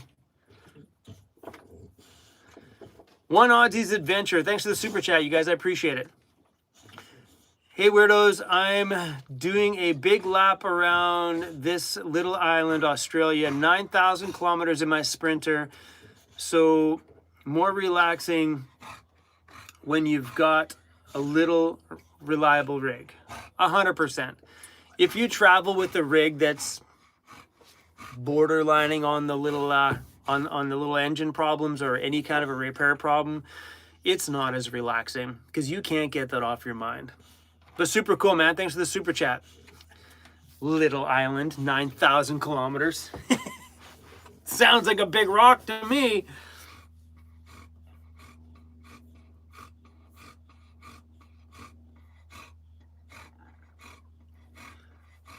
Outback Ontario van life, watching you from the center of Algonquin Park. What's up, man? Cruzy's wiped out back there. Cruzy is 5 years old today. He's eating a birthday bone over there.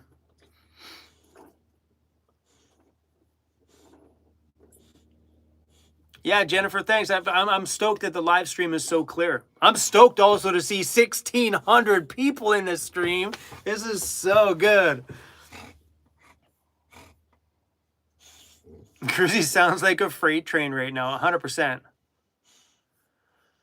Long distance traveler said my super chat disappeared. Yeah, so what the super chats do is they stay up on the top line for depending on how much you put in the super chat. If it's like, I think if it's like only a couple dollars, it stays online for, I think it shows you that when you buy yours. I think it'll show you that this one stays up for 10 minutes, this one stays up for an hour, this one stays up for the entire duration of the live stream, whatever it is. But yeah, they only stay live on the top for a certain duration. Tony Adams says there's 1,100 likes. Awesome, you guys. Alex, thanks for the super chat, man. Appreciate it.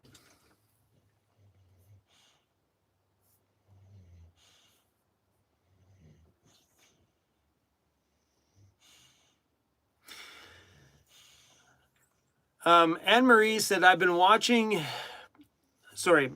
said, I've been wanting to get a van and start van life since I've been watching you for 5 years now. It's so hard to save money living on Social Security. It's my dream. 100%. Like how do I word this? Because of where I started in my YouTube channel, with starting out with a high amount of debt, being broke, I got to hear a lot of stories along the way, especially back then when I was in that scenario. All the stories of people, much like in your scenario, Anne-Marie, who just have this dream to start van life, but the biggest expense to starting van life is getting the van. That is such a, especially nowadays with the cost of buying a vehicle, that really makes the entry level to van life practically unattainable, especially if you're living on Social Security and paying rent in your current place right now. You know, you can't exactly drop rent, be homeless for 3 months, and then save enough money to get your van. Kind of need a home. So yeah, man, my heart goes out to you guys, and hopefully you can find ways to piece a little bit together and get started on your dream. If not, I hope the van life channels you watch out there at least satisfy some of that urge to travel, you know? Because I know sometimes for me, when I really want to go do something, like, you know, like when I couldn't go north, watching some of those travelers that were out there north was so good to be like, oh, I want to be there. So I kind of lived vicariously through a few YouTubers during that failed summer travel season of mine. So Emery, hopefully some of our videos kind of solve some of that for you guys. Maybe you guys can live vicariously through us. Yeah, man, that's tough. Crazy, lots of happy birthday wishes, bro. People love you, buddy. I don't know why, you're kind of a dick. People love you, Cruzy. So cute. Like Dale says, Chrome, I got my Weirdos Unite shirt and a couple of stickers. Very pleased. Awesome. So cool. And just so you know, those, when you buy a t-shirt from us, inside the t-shirt is a Weirdos Unite sticker and the Funny Face Guy sticker. Both of those stickers are not UV protected. They do fairly good outside, but not that good. That's why those are in there as a throw-ins, because they're not an actual UV protected sticker. So if you stick it on the back of your van, they may fade. So far, we've bombed them in a few places around town, and so far, they're still looking good. So hopefully they last. But yeah, I made a mistake when I ordered those ones. That was a first big run of stickers I made with a new company. I didn't think I had to say I need them UV protected. So my Vancity Vanlife ones I got from them all got spotty, like 2 or 3 days in the sunshine, gone. The black ones fared a lot better though. But yeah, with every shirt, we're throwing in a couple of stickers. They're awesome for the inside. They'll just bomb them all over the inside of your van, guys. They'll do great on the inside. Do they make a warming jacket for cruise? Not that I've noticed. A warming jacket for cruising would be pretty awesome, man.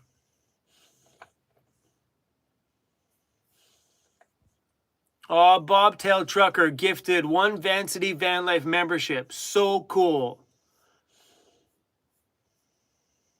So on here, they have a new feature on here now where you can actually buy YouTube memberships and gift them to other people. So right here it says, the Bobtail Trucker just bought a YouTube membership for somebody, and then YouTube automatically gifted it to Kimberly O'Brien, was gifted a membership by Bobtail Trucker. So I thought it was pretty cool that they offered this here, so people can actually, like my YouTube members can actually go in there, buy memberships, and just get, hold on, can I do that? I wonder if I can do that. Give me a sec. Oh, somebody else just did it too. Oh, I can do it too. Hold on. So someone else just did it too. Logic Dustbin just gifted 5 YouTube memberships. And what YouTube does is YouTube gives them away to people that are hyperactive in the comments. So right now, YouTube just gave a free month membership to Onlyfoot, Sandy McNiff, Michelle Redfelt, Don Nelson, Debbie Brady. So cool. Guys, this is so cool. I love it that people can do that. So what that is they get gifted a YouTube memberships, which is like my platform where I upload as much stuff. I share little pieces of my day with them to keep people updated. So while I was taking time off, they got a little piece of what's going on in my life during that time. But yeah, it's awesome. So what it is that you get gifted a 1-month membership. And then if you choose to stay afterwards, awesome. If not, it's okay. That's it. You're done. It just goes away at that point. But it also gives you the option to stay joined if you like it. Pretty cool. I'm going to go in here and do the same thing and see if I can do it. Hold on. I'm going to try this. Okay. Unlock members only perks. Membership. Membership gifting.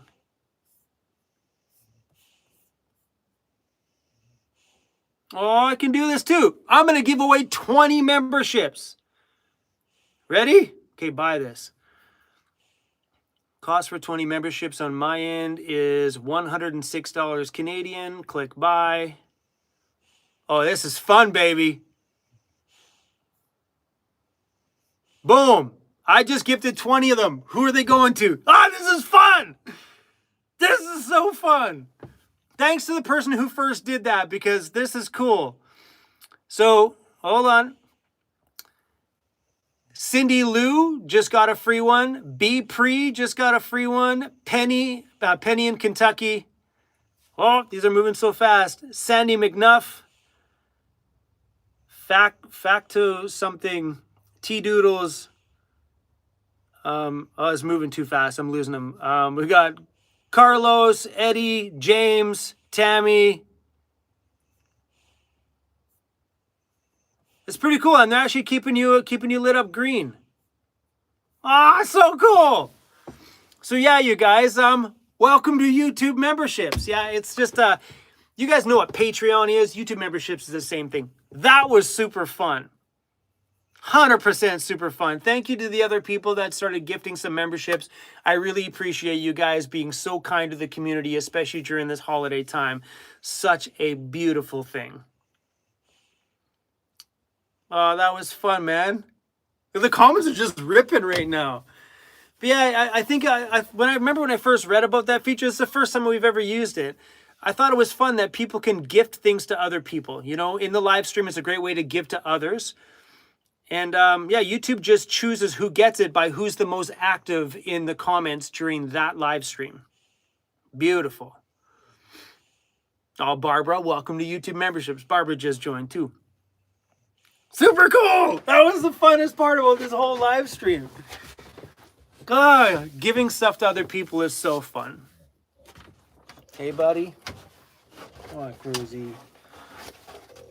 Bobtail Trucker. Bruce Vanlife Jr. is here.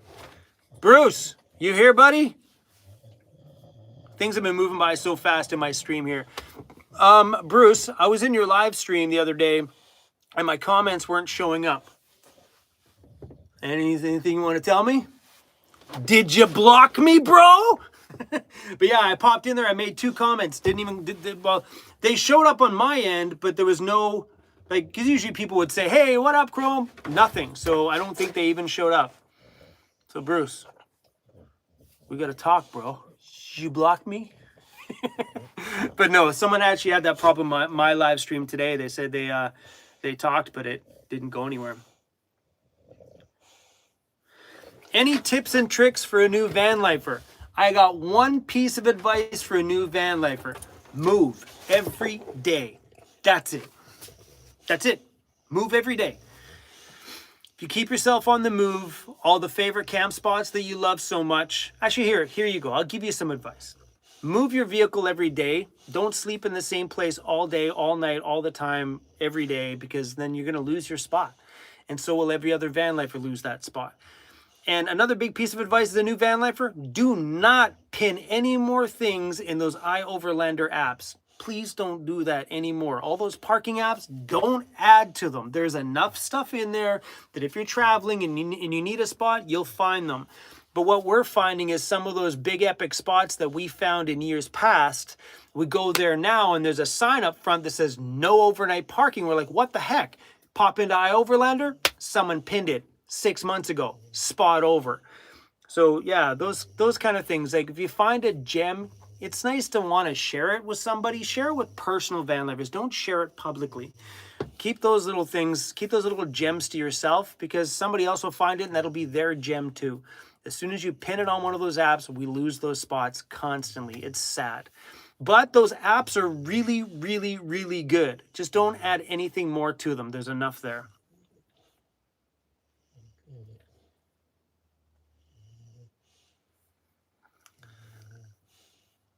Bobtail Trucker just joined YouTube memberships. It is so cool that Bob just popped in there and bought memberships for people. Bob, thank you. You started a whole new wave of fun on this channel.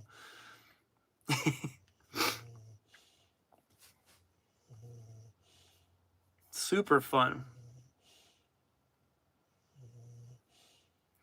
So tell you what, you guys, if you guys, instead of giving us a super chat, you know, I appreciate the love because that money goes straight into the gas tank and for all their fun and adventures.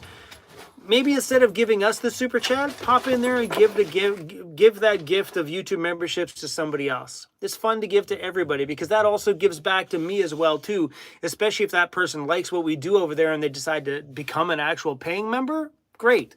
So yeah, guys, instead of maybe doing that, pop in there and just give a gift to the channel. That's a beautiful thing. I love that a lot.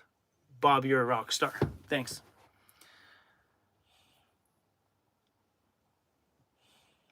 Bruce Vanlife Jr. Haha, you know I would never block you, bro.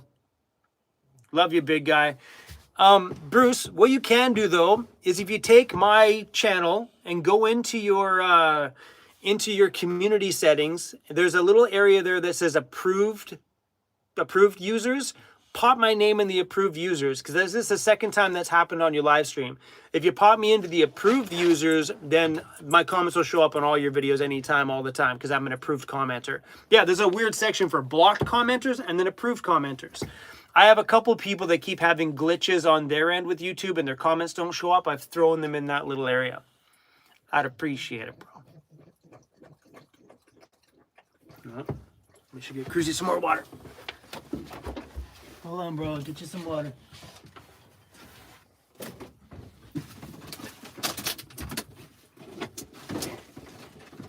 Come on, buddy.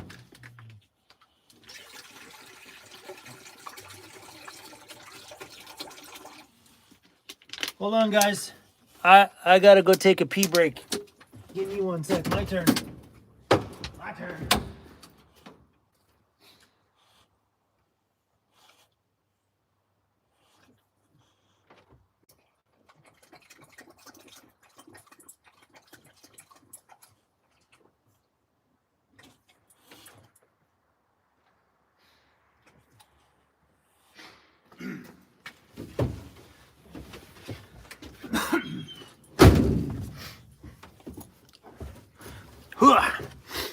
Hey, yo. What up?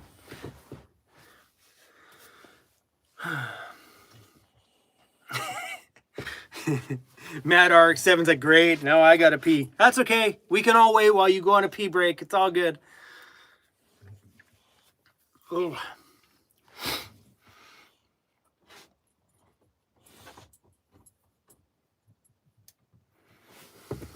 We've been on here for 107 minutes. It's been a long time since we've done a live stream. And seeing that many people on live stream, I don't remember what my biggest live stream was. This one's been pretty good. We've been bouncing around 1,500, 1,600 people. That's a lot. Did you wash my hands? No. You wash your hands after you pee?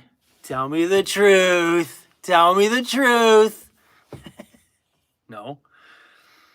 Am I at the shop? I'm actually at my new shop. That's why my live stream is so clear, because we get really good internet at the new shop. So we're in the van here because it's warmer than my shop. Remember, my shop has no siding on the outside, no insulation whatsoever. It's pretty cold in there. So yeah, no, we're in the back of the van. Schoolie 309. Hey, Chrome, my stickers last week. Love them. Wicked. Thanks for the super chat. Glad you like your stickers. Aw. Stephanie Templeman just gifted 5 more YouTube memberships. Ah, this is so fun. So who did YouTube give them to? Alita Lee, Tammy Brown, Kidney, is that even Kidney Games? Is that how you pronounce that? Kidney Games and Mad RX7 got one. Matt, if you're on your pee break, bro, you just got a YouTube membership. And Freeze Albert Nicola. Pretty cool, man. This is fun. And just so you guys know, when someone buys those memberships, like, hold on, 5 memberships is a $24 Canadian gift. That's a big gift for someone to give to you guys. So thank you guys for being so loving. This is fun, man. So beautiful.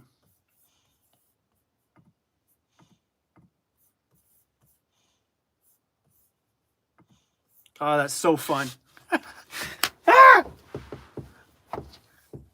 I love it that YouTube's adding these little fun things. It makes live streams just like, it's cool.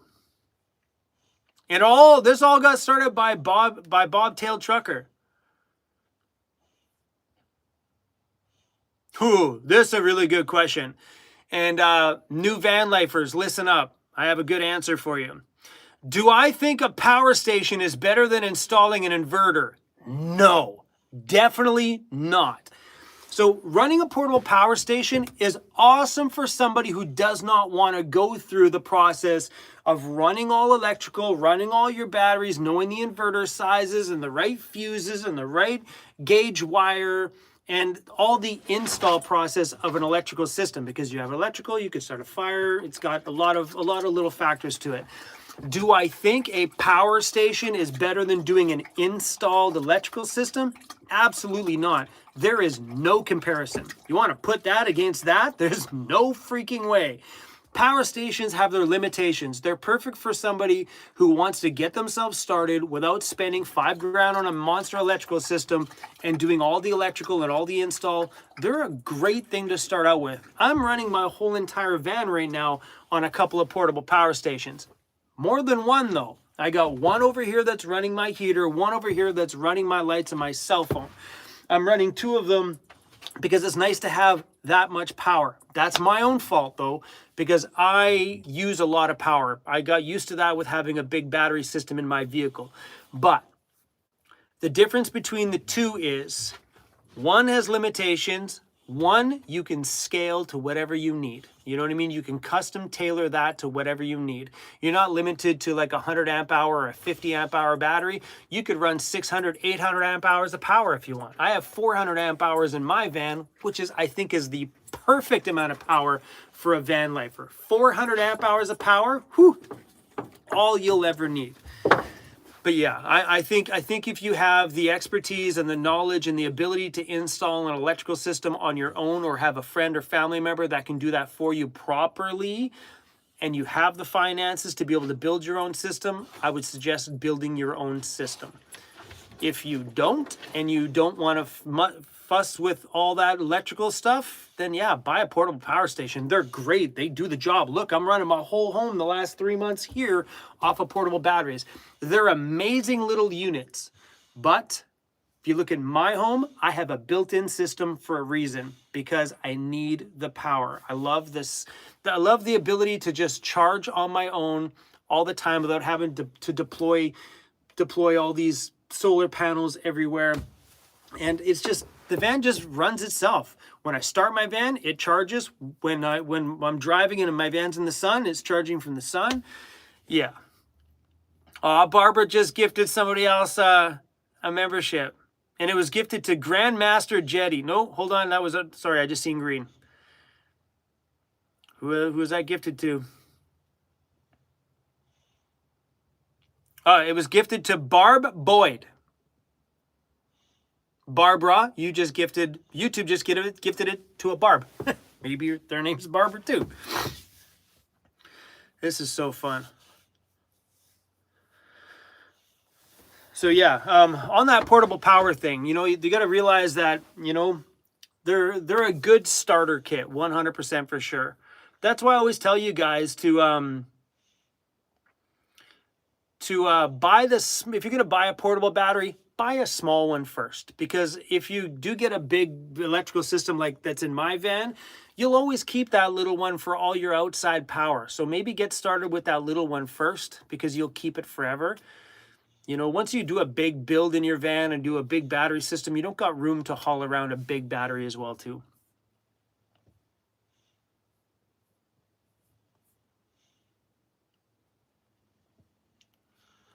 Rhonda just said, hey, what kind of cost is 400 watts? If you're talking about 400 watt hours, if 400 amp hours, is that what you're talking about? Like the batteries that are in my van? So 400 amp hours of power, those things run, our SOK batteries are just about in stock, guys, on the new website. I am officially a dealer for SOK batteries. For those who didn't know, I have a dealer and distributor deal. So vantoys.com will be selling SOK batteries, and I couldn't be more stoked. We can sell to Canada and the US. Amazing. So you're looking at probably around a little over $3,000 for 400 amp hours of power. No matter which way you go, if you go 4 100 amp hour batteries or 2 206 amp hour batteries, you're still looking at around $3,000 for 400 amp hours of power. Yeah. And in the electrical system, I mean, buying the big items is heavy, but it's when you start pricing out all the cables, all the connectors, all the fuses and your fuse blocks and all the little power distribution things you need, that's where that bill starts to go right through the roof. Yeah, it's not cheap building big systems like that, but worth it in the end, 100% for sure.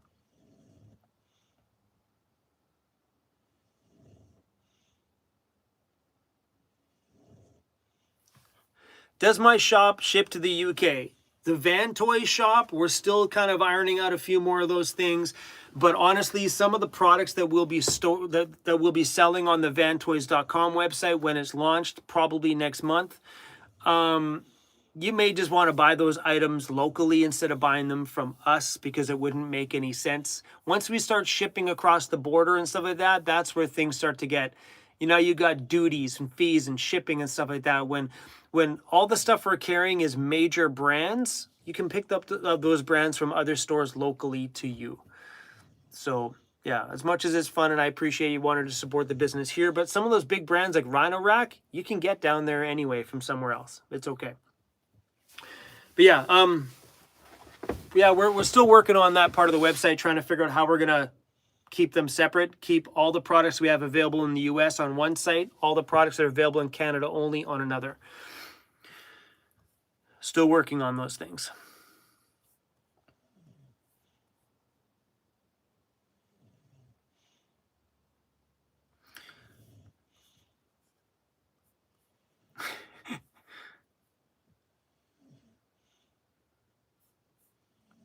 How much of the super chat do you get? YouTube keeps a transaction fee part of it.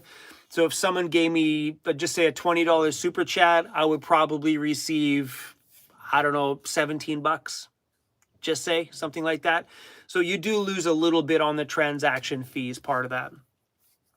But we do receive a fair chunk of it. That's why I think it's fun for people to just gift memberships. That is a blast. I love that part, man. So far on this live stream, between me and 1, 2, 3 other people, we've gifted 20, 40, 50. Hold on. Did I just gift those things twice? Look at my things here.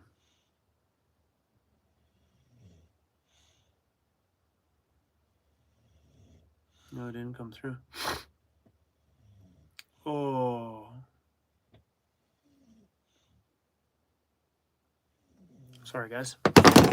I just realized I forgot to change my credit card on my YouTube to my business credit card instead of my personal credit card.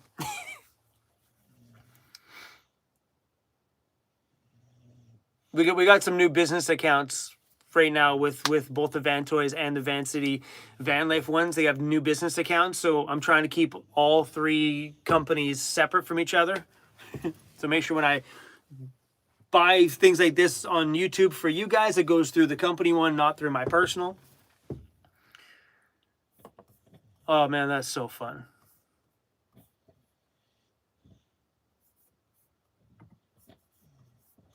How do I close this? Hold on. I shouldn't be playing around on my on my computer here. Pop out chat. Here we go.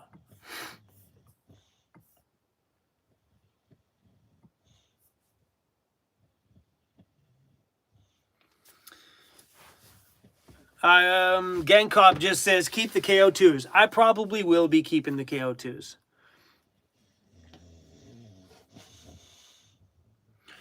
Yeah, I probably will be. I know I made a video the other day talking about maybe changing them up, but I think on my van, I'm probably going to keep the KO2s. And then when I put tires on the ambulance, we may go with a different brand on the ambulance. Just so I can kind of see what's the difference between one and the other. You know, I can't be like, you know, KO2 all the way. What if there's something better out there? Like I heard so many good things about the Falcon Wild Peaks. I'm just not too keen on the look of the Falcon Wild Peaks, but I've heard good things about them. I like things with a little bit more of an aggressive look and like more of an aggressive tread. But yeah, we'll see. Oh, Chris just gave away a membership, and that went to Walter Schweb, Schwebel. Anyway, pretty cool. Thanks, Chris. I appreciate that. Yeah, I probably will keep the same KO2 tires. They've done me well over the years. They're super durable. I've taken them over rocky terrain, rocks poking against the sidewall, and they have just they've rocked it the whole way. No complaints at all with my KO2s. I just thought for fun it'd be nice to change it up and be able to tell a different story on my channel, you know?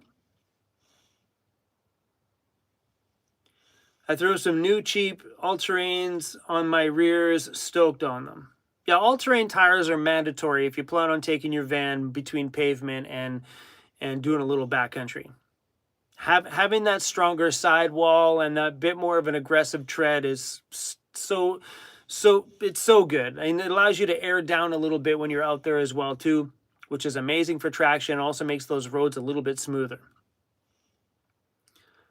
Tracy O says, if it ain't broke, you don't fix it. But my tires are broke. I need new tires anyway, so there's that tip factor, right? You know, while I got the chance, I could change them. Right now, we're not too sure.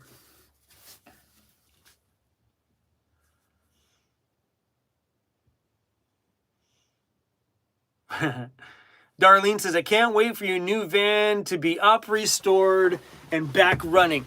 Me too! I've been out of that van a little bit way too long. I am long overdue to go home. So I can't wait to get back in it. I'm really excited to see Lauren come back out here. And I just want to see that engine sitting in the home. Just that would satisfy me right now, to know that it's home. It's not put back in the home yet, but it's just sitting in home. I'd just be happy with that. That'd be so cool. New shop progress. You guys want to go see the new shop? Yeah? We can go see the new shop. Okay, let's go. We'll go for a little walk. It's the sun's going down, so it's a little dark in here. All right, let's go to the new shop. Hold on, guys.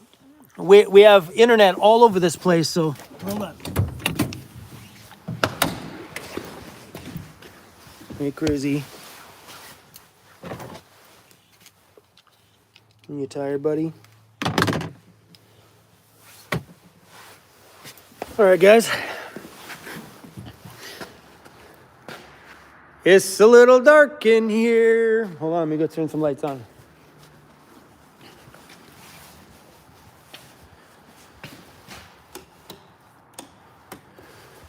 Okay.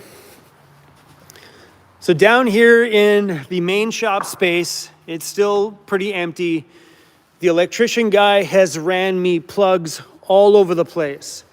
So those ones there will be for, this one's for the hoist, and that's just a general wall plug. It's got plugs down there where the workbenches are gonna be. In here, the framer guys have framed in this door already. So the foundations have been cut here, well, all the way across. And that's all been framed in because that will be another garage door. There's another garage door going there, so it'll be 3 matching garage doors, turning this into 3 full bays. But otherwise down here, that's all that's really been done. That wall got framed over.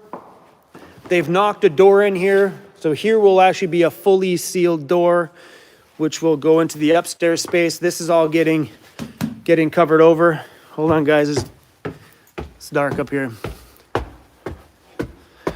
But we have internet all through this entire shop, so we can live stream like a madman. Hold on, we gotta turn on some lights, guys. 1 sec.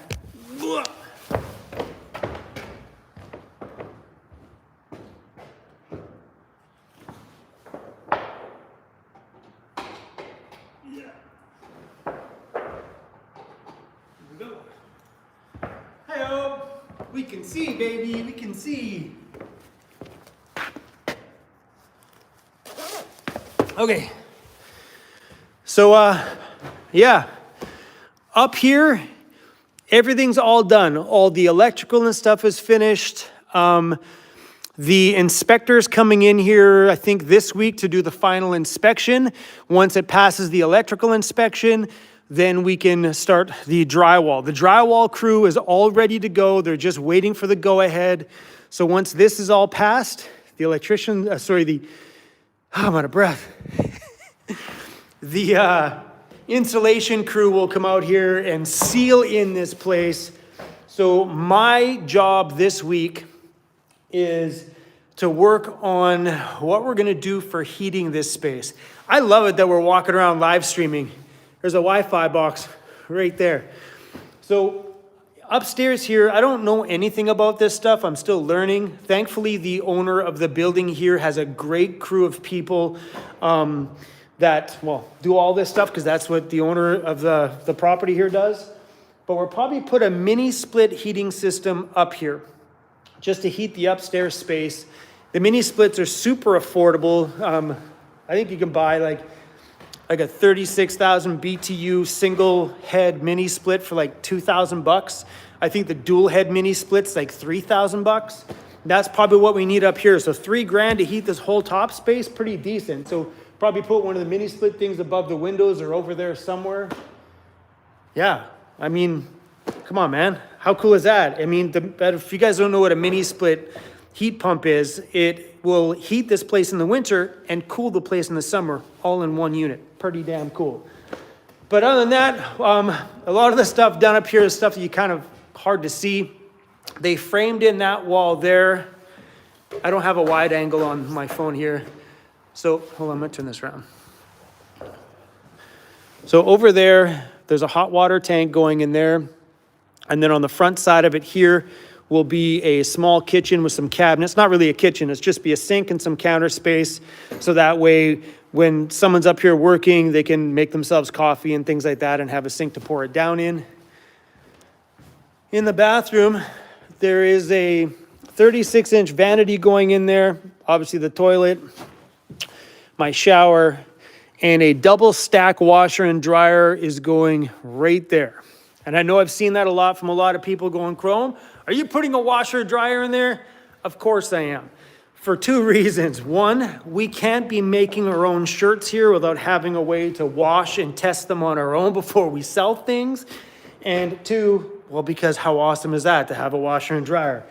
Been living in my van with all the sacrifices that I've made over the years to finally have a place to have a shower in my own shop. Whew, so damn worth it. But yeah, this upstairs space is probably my favorite spot. The upstairs space is my favorite of this whole place. So the plan up here is pallet entry door will be over there. Well, let's go look. If you guys missed that video the other day, I walked you through this stuff. So that's a pallet entry door. There'll be a roll-up garage door going there. So when, you know, any shirts are being made up here, any items that are, so we're putting storage racking all along here, like a great big rack system. So any products that are being picked for being sold will get thrown on the pallet. Once the pallet's full, the forklift can come pick it up, take it downstairs and ship all the products out the door. But yeah, pretty much three-quarters of the upstairs will be all business. That corner over there and that corner over there will be all play. That'll be my fun side. That'll be a little entertainment center, probably throwing a couch and stuff here. I have a plug-in for my DJ gear in the corner right there. This is fun, so fun. So right there, I can plug my DJ stuff in and it goes back there and plugs into the house sound system. And we're putting speakers in the ceiling. There's a few speakers scattered around here so we can have some sound running from my DJ booth. So good. But my hands are shaking right now, man. I'm freezing. It's so cold. Oh, let's unplug this. So yeah, doesn't look like a lot of progress has been made, but the guys were just working hard on it the other week, just tons. So this month will be the major changes. So between January and February, this place should be fully insulated, fully done, upstairs done, drywalled and finished, drywalled up there, and then we're gonna plywood all the outer walls here. The reason why we're gonna plywood the outer walls is because you can screw stuff to them. If you do drywall on the wall, you have to find, you can only screw to your anchor points, where if it's plywood, you can just drill hang cabinets pretty much anywhere. And that stuff down there that's my kitchen cabinets. Beside that's my bathroom vanity. That tall box is the washer and dryer. Hey, a little bit of a shop tour, but I'm going back in the van because I'm freezing. Brr. The thing about the shop right now is if it's windy outside, it's windy inside. This little hallway space, pretty damn cool. Yeah. So we're just hanging out inside the shop.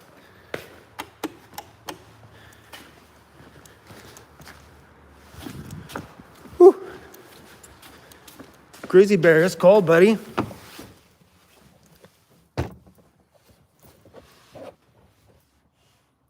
Grizzly? He's right there. I was like, where'd he go? Grizzly, I didn't see you there, buddy. He's sitting beside my chair here. So good. Anyway, woo! We're turning the heater on. Don't worry, my whole shop's got no insulation in it, so all the stuff from this heater just get blasted out the walls anyway. I'm freezing. Whew.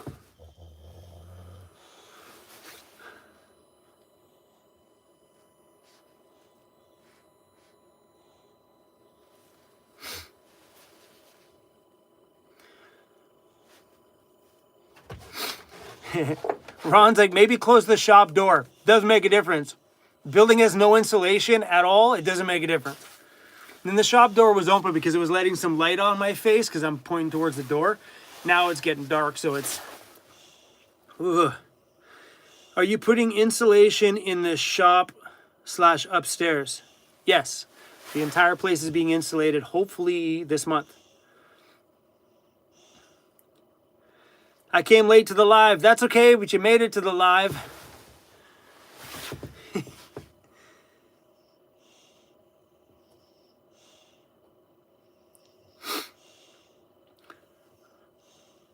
As much as you're investing in the shop, do you think it would have been better opportunity to buy a home instead of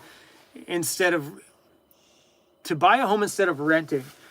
So for me to buy property in this area where the shop is sitting at, just say if I wanted to buy a piece of property enough to put a shop this big on, the property alone is $1 million out here. I'm not kidding. There's a piece of property not far from this shop up the way. It's like $1.4 million just for the dirt. There's an old rickety home on it, but that's it. So buying out here is not an option. No freaking way. And I also don't want that commitment either. So here we run our 10-year or 15-year trek here, and then I can retire and be done. And even at that front, even if I were to buy a piece of dirt, after 15 years of paying my mortgage on the dirt, all that mortgage I've paid in 15 years is still haven't paid for the property yet. I'm still paying the interest, you know? At that point, you're just, I don't know. I've always looked at purchasing, especially in a market like we're in now, a waste of money. And I also don't want that commitment either. For me to rent a place and know that I'm on a 10-year lease here. So for me, if I'm rocking at this place on a 10-year lease, I can bounce after 10 years. We done, which is cool with me. Like, that's the point of it. Like, this shop is my end game. I would love to build something outside of YouTube where we can start building a future for me when I retire. So maybe in 10 or 15 years, retirement is an option. But right now, rolling on just YouTube ad revenue isn't gonna give me the retirement that I would like to have, you know? So I'm just trying to set myself up for that. So this shop space is my end game.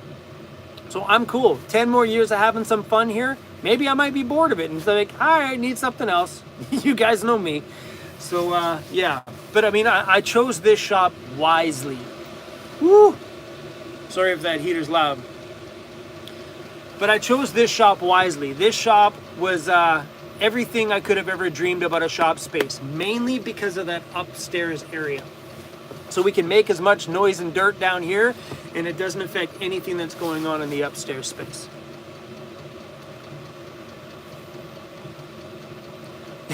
Sue's like, retire. Yeah, you're funny. True. I don't see myself. I'll work right to the very bitter end. I know it. But I just didn't want that monster commitment.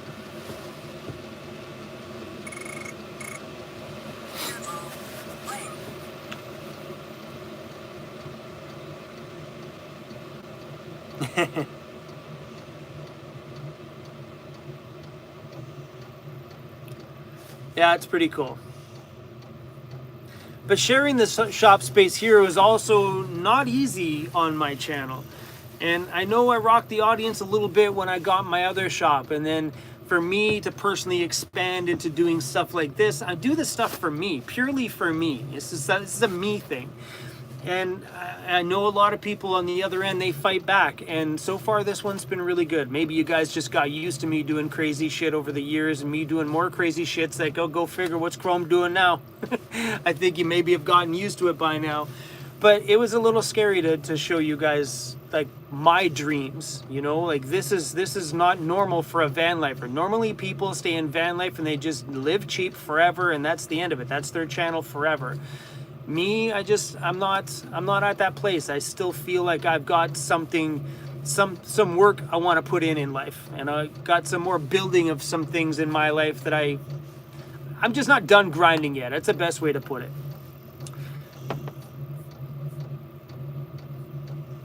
But yeah, thanks for still being here, you guys. I really appreciate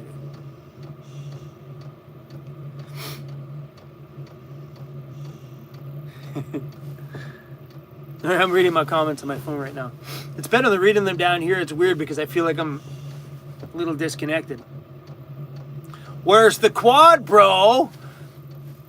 I haven't bought one yet, bro. But I would like to.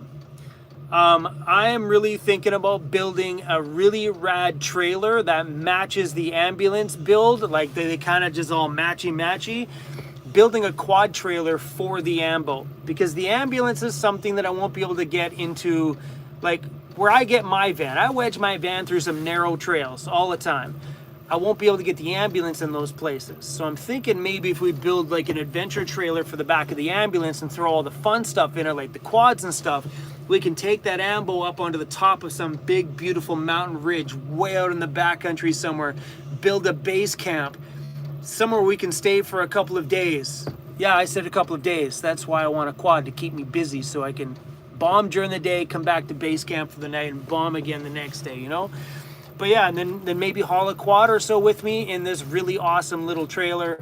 That way we can adventure away from there. And inside that little trailer, we'll keep all that fun stuff. Like we'll keep like extra water, extra battery power, kayaks and things like that. Like just a full-blown equipped adventure trailer towing behind that ambo. Fun. I want to show you the trailer idea I've seen, but I'll show you that when we start actually designing our own, because I don't want to fully copy their design, even though the design was so perfect. But yeah, a quad coming soon, my friend, coming soon.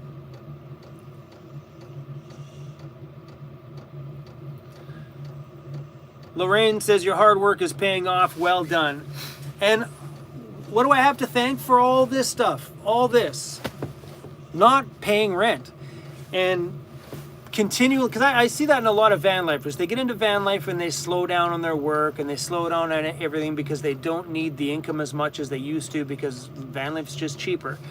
I decided to continue the work ethic and continue working and pushing hard and building. That's who I am.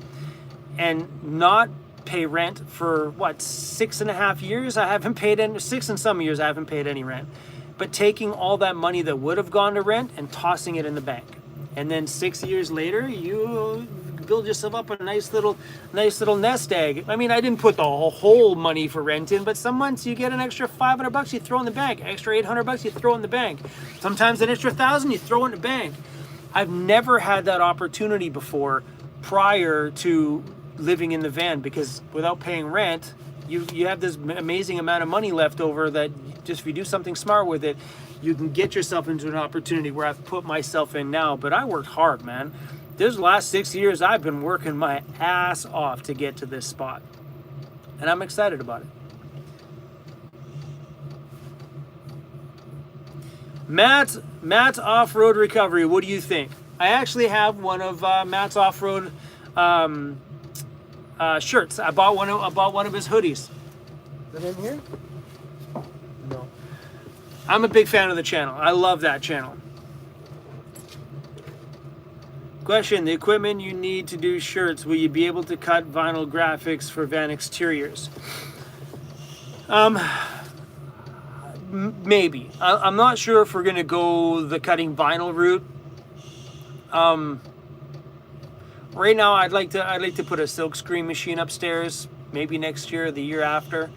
For right now, we're just gonna be pressing our own shirts. Anything multicolored like this, we have to send out because we can't do stuff like this with the pressing stuff that I liked. We'd have to do them in that plasticky sort of feeling stuff, and I'm not sure how I feel about it yet. But yeah,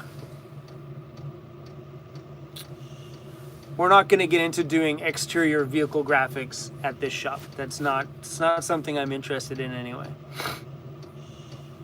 If I were to ever buy a vinyl cutter for doing shirts, sure, I maybe make some stuff for my own vehicles, but definitely not for other customers. Dale, you are about to get more shower scenes than I've ever produced on this channel, and I'm gonna say your name every time I'm in there. I'm like, Dale, this one's for you. I show my everyday van life and every part of it, and sometimes I'm not done talking even when I get in the shower, so y'all get stuck coming to the shower with me sometimes. I'm sorry, that's just how it is.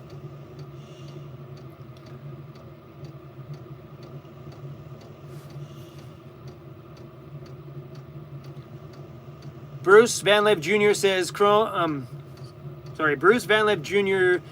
says, I always say he's the hardest working guy on YouTube. I appreciate it, bro. I like the grind. It makes me happy. We've been on here now for what? 142 minutes and still rocking 1,500 people. So cool. No poo bucket shots? Oh, you're about to get more poo bucket shots. Every time I've ever seen someone say, I don't like it when you do this, I always do it more. I'm a dick like that. I remember back in the day, I used to lie on the ground going, what's up guys, welcome to my video. People are like, I hate it when you like lie on the ground and start your videos that way. So I started to do it every single video just to kind of it's childish, but I do it. I just rub it in. So now every time I have a shower, I remember those comments. Someone goes, I don't want to see no more shower scenes. And then every time I get in the shower, I'm like, I better turn my camera on for Dale. Dale wants more shower scenes. Poo bucket stickers, good idea.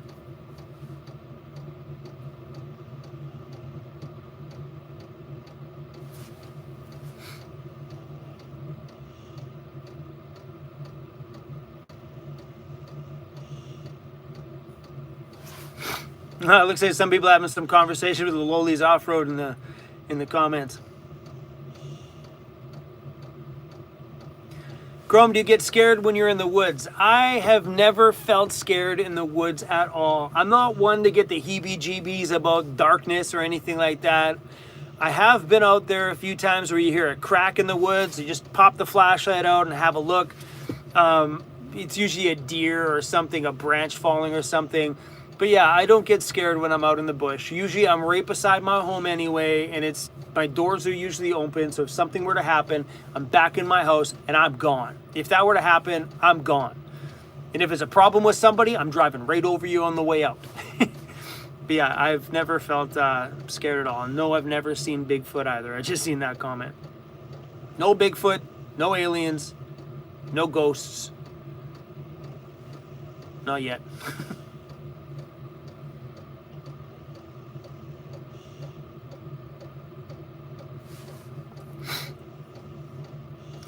Tammy, thanks for that. Chrome, glad to catch you live. Glad you came by my live. Looking forward to more shop build videos. So this shop space here, I've been there was one of the contractors were on camera the other day when I was in here, but I haven't been filming much of them because, I mean, I know the electrician guy might be kind of cool with being on camera, but some of those other guys, I don't know. It's always hard for me to be like, hey, can I film you? You know, especially because these working crew in here right now are all from the owner of the building. They're all his crew, not his personal crew, but the crew that he uses all the time for all of his other residential properties. And I just don't feel, if they were my hire and I booked them myself, yeah, I'd be like, look, I'm a YouTuber. If you guys want to work with me, you guys have to be on camera. You in? If they say no, okay, I'm going to call another company. And that's just what it would be like in that realm. Like, if I want to film the whole process, I need companies that are like, yeah, cool, I'm cool to be on camera, let's go. But because these guys are from the owner of the properties crew, I've just kind of stayed away from it, you know, except for the framer guys the other day, like, hey man, you gonna put us on camera? I'm like, okay, cool. I went grab my camera right away. So yeah, if any of these guys want to be on film along the process, I will definitely be making more of those videos for sure. Because now that we're back to filming regular scheduled programming on this channel, that means my camera runs every day no matter what. Whether it be epic or boring, I'm back to filming it all. I don't like taking breaks, man. It's not as fun as people would think, you know. I sit around, I get bored. It's not fun being bored. I sit there and just like, I'm sitting there like, what am I doing? What am I gonna do? Just staring at the walls. What am I doing? I like filming and talking, and I've just seen the clip on my thing of me rocking in my chair. I look like a crazy man. I enjoy making videos, you guys, but things are back to normal as of right now. And I'm hoping that if it's not a video, it'll be a live stream, and maybe take one day off a week of not making videos. Am I going to put a bigger freezer in the shop for Cruz? No, but there will be a second freezer in the shop. So I'm going to recreate my shop space on that far wall of the shop, which means there will be a little fridge, a little freezer over there already, because we're going to need a beer fridge down here, and we're going to need a little freezer. There's a rabbit staring me right in the face out there. He's up on his hind legs looking at me. He's so cute. He just, what are you doing? Just hanging out, bunny rabbit. We're talking about kitchens. Oh yeah, and then we're gonna put a small little kitchen thing upstairs. So there'll probably be the little fridge and a little freezer upstairs as well too. That way there's some food up there for any staff that are here. We haven't hired staff outside of Amanda quite yet, but when that time comes, there'll be like little things in the freezer. So if someone's hungry and they didn't bring lunch, there'll be little pizzas or whatever in the freezer. They can just go throw it in the air fryer or in the toaster oven and make themselves some lunch, you know? So yeah, there'll be a little setup like that upstairs. Definitely not a full-size one. Northern BC travel this year, that is the plan. I think that's the plan. Adam, are you the guy from the gold mine? I got your email. If you are, I got the email the other day. And I seen the pictures of the quads too, by the way. I'm 100% down for that. Things have been so busy, I've been reading an email, throwing it down, then I forget to reply back. But yeah, if I do come north, man, I'm definitely coming over. 100% for sure. That trip up there has been a long time coming. What type of heater do I recommend for a van? I recommend using a proper branded heater, not these knockoff pieces of junk. They're hit and miss. If they're good, great. But I've gotten like 1 good to 4 garbage. It's not worth the risk. Save up that little bit of money, buy yourself a Webasto or an S-Bar. There's other companies like Planner or General Components, proper ones. I'm gonna tell you S-Bar because I just became an S-Bar dealer, so, but any of those bigger brands are great. Yeah, S-Bar will be available on vantoys.com as well too soon. But yeah, any of those better brands, they're just better. But here's my dead opinion. Forgetting the brand name, let's scratch the brand name off this deal. If you have a gasoline van, buy the gasoline heater. There's a huge difference between the diesel heaters and the gasoline heaters. The gas ones just burn cleaner, way cleaner. Because gas isn't as dirty as diesel, so diesel causes a lot of soot in the chambers, which causes a lot of the problems that the diesel heaters do have. And even though you run them like you should, like run them for hot for a half an hour at the end of every use, just to get out all the soot, then shut her down. Even if you run it that way, you're still gonna have a soot problem with the diesel. But the gasoline ones, on the other hand, are a super clean burning fuel source. So I have the gasoline one in my home, not this van. And my home has the gas one. And it was in my van for 2 years before it threw a code saying, hey, time for service. So when I was at Re-Outfitted last, they pulled apart my gas heater to redo everything in the inside. There was no soot in there. Like the amount of soot was like maybe 2 shakes of a pepper container. That's it. Just a little baby speckles. That was it. If that was a diesel one, it'd have been halfway packed full of soot. You'd have probably gotten a half a cup of soot out of that thing. So yeah, I would suggest that. If you have a gas van, do a gas heater. If you have a diesel van, do a diesel heater. Just kind of makes sense. Because the gas van allows you to tap into your gas tank, and that changes the game.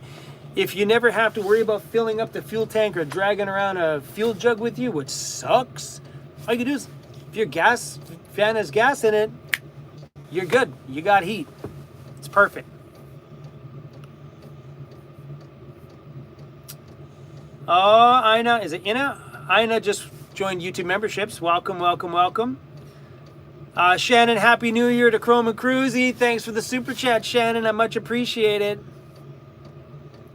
Touristique to Canada for disco ball for the new washroom. Woo, good idea. I appreciate that, man. Hopefully you're doing good out there. So beautiful. Tammy, Chrome, glad to catch you live. Welcome to the live stream, Tammy. Oh, this is so fun. I'm glad I went live today, you guys. I wasn't gonna. Chrome, are you going to build this van as well? Maybe. I think if we do build this van, it'll be, I'm not sure, you guys. I was talking about this at the beginning of the live stream. Someone asked me what I'm doing with my other 2 vans, the ambulance or this van.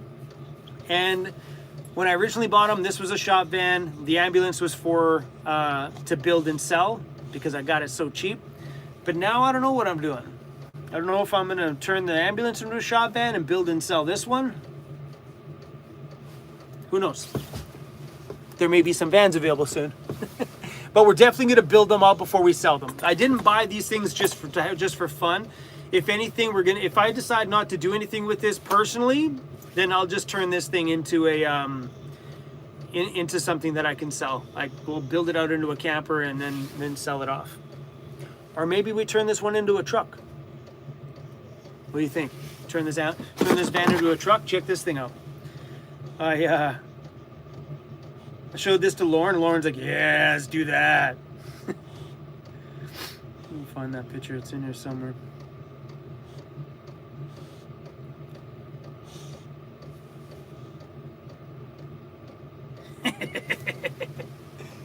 It's freaking cool. They just jack it up, put monster tires on it, and chop just the window side off. We got ourselves a Ford Econoline truck, my friends. Yeah, or we take this one and we do something crazy like jack it up into that. Woo! Let's go.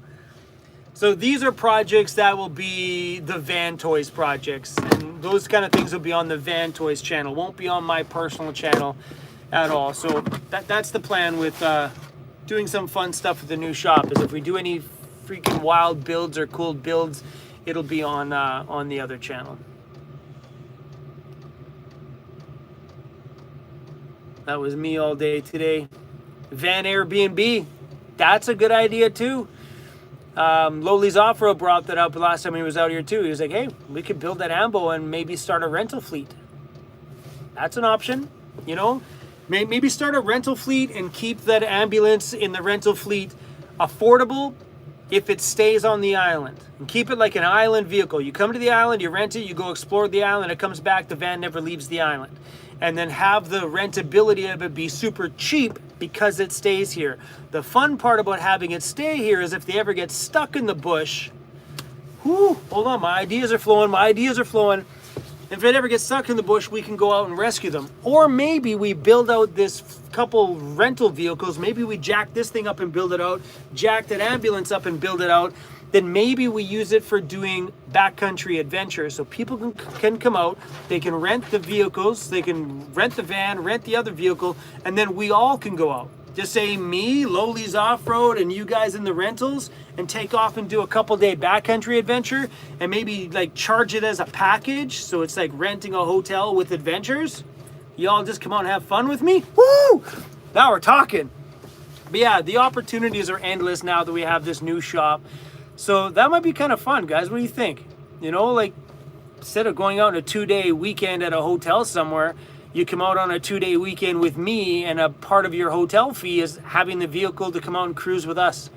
You know, because I know there's rental companies out here that are charging like $300 for their rental campers. So if we charge them $300 for the rental campers on a 3-day weekend, 2 of them come out with us, $300 a night, and we take them to all the cool spots as a part of that adventure, and they get to hang out with us and drink some beers and have a campfire. All right, baby. See? That's what happens.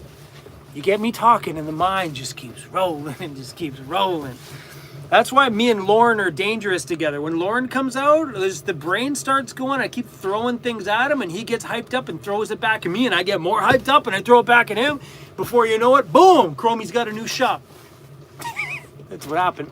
Lauren was sitting right there around the time this thing popped up. And bada boom, here we are. Anyway, guys, that's all we got for you guys today. Thanks for watching today's video. And thanks to everybody who threw in super chats. An extra big thank you to everyone who bought YouTube memberships for other people and gifted them in the comments. That was an absolutely beautiful thing today. And I'm really pumped up that we have so many people on this live stream. This was absolutely a blast, and I'm glad I went live today. Anyway, y'all, thanks for watching, and for everybody that I missed your comments, I'm sorry, you guys. Things get flying pretty quick around here. If you guys want to come over and see what we do on YouTube memberships, please do hit that join button down below. It's that simple. I just keep you guys updated with a few pictures and things along the way and as things happen in our world. So thanks for supporting us, you guys. Thanks for being here. And yeah, we got some big things coming up in the next little bit, guys. So buckle up. Vancity Vanlife is back, baby. Back. No more skipping videos. Let's go, baby. We done. We out.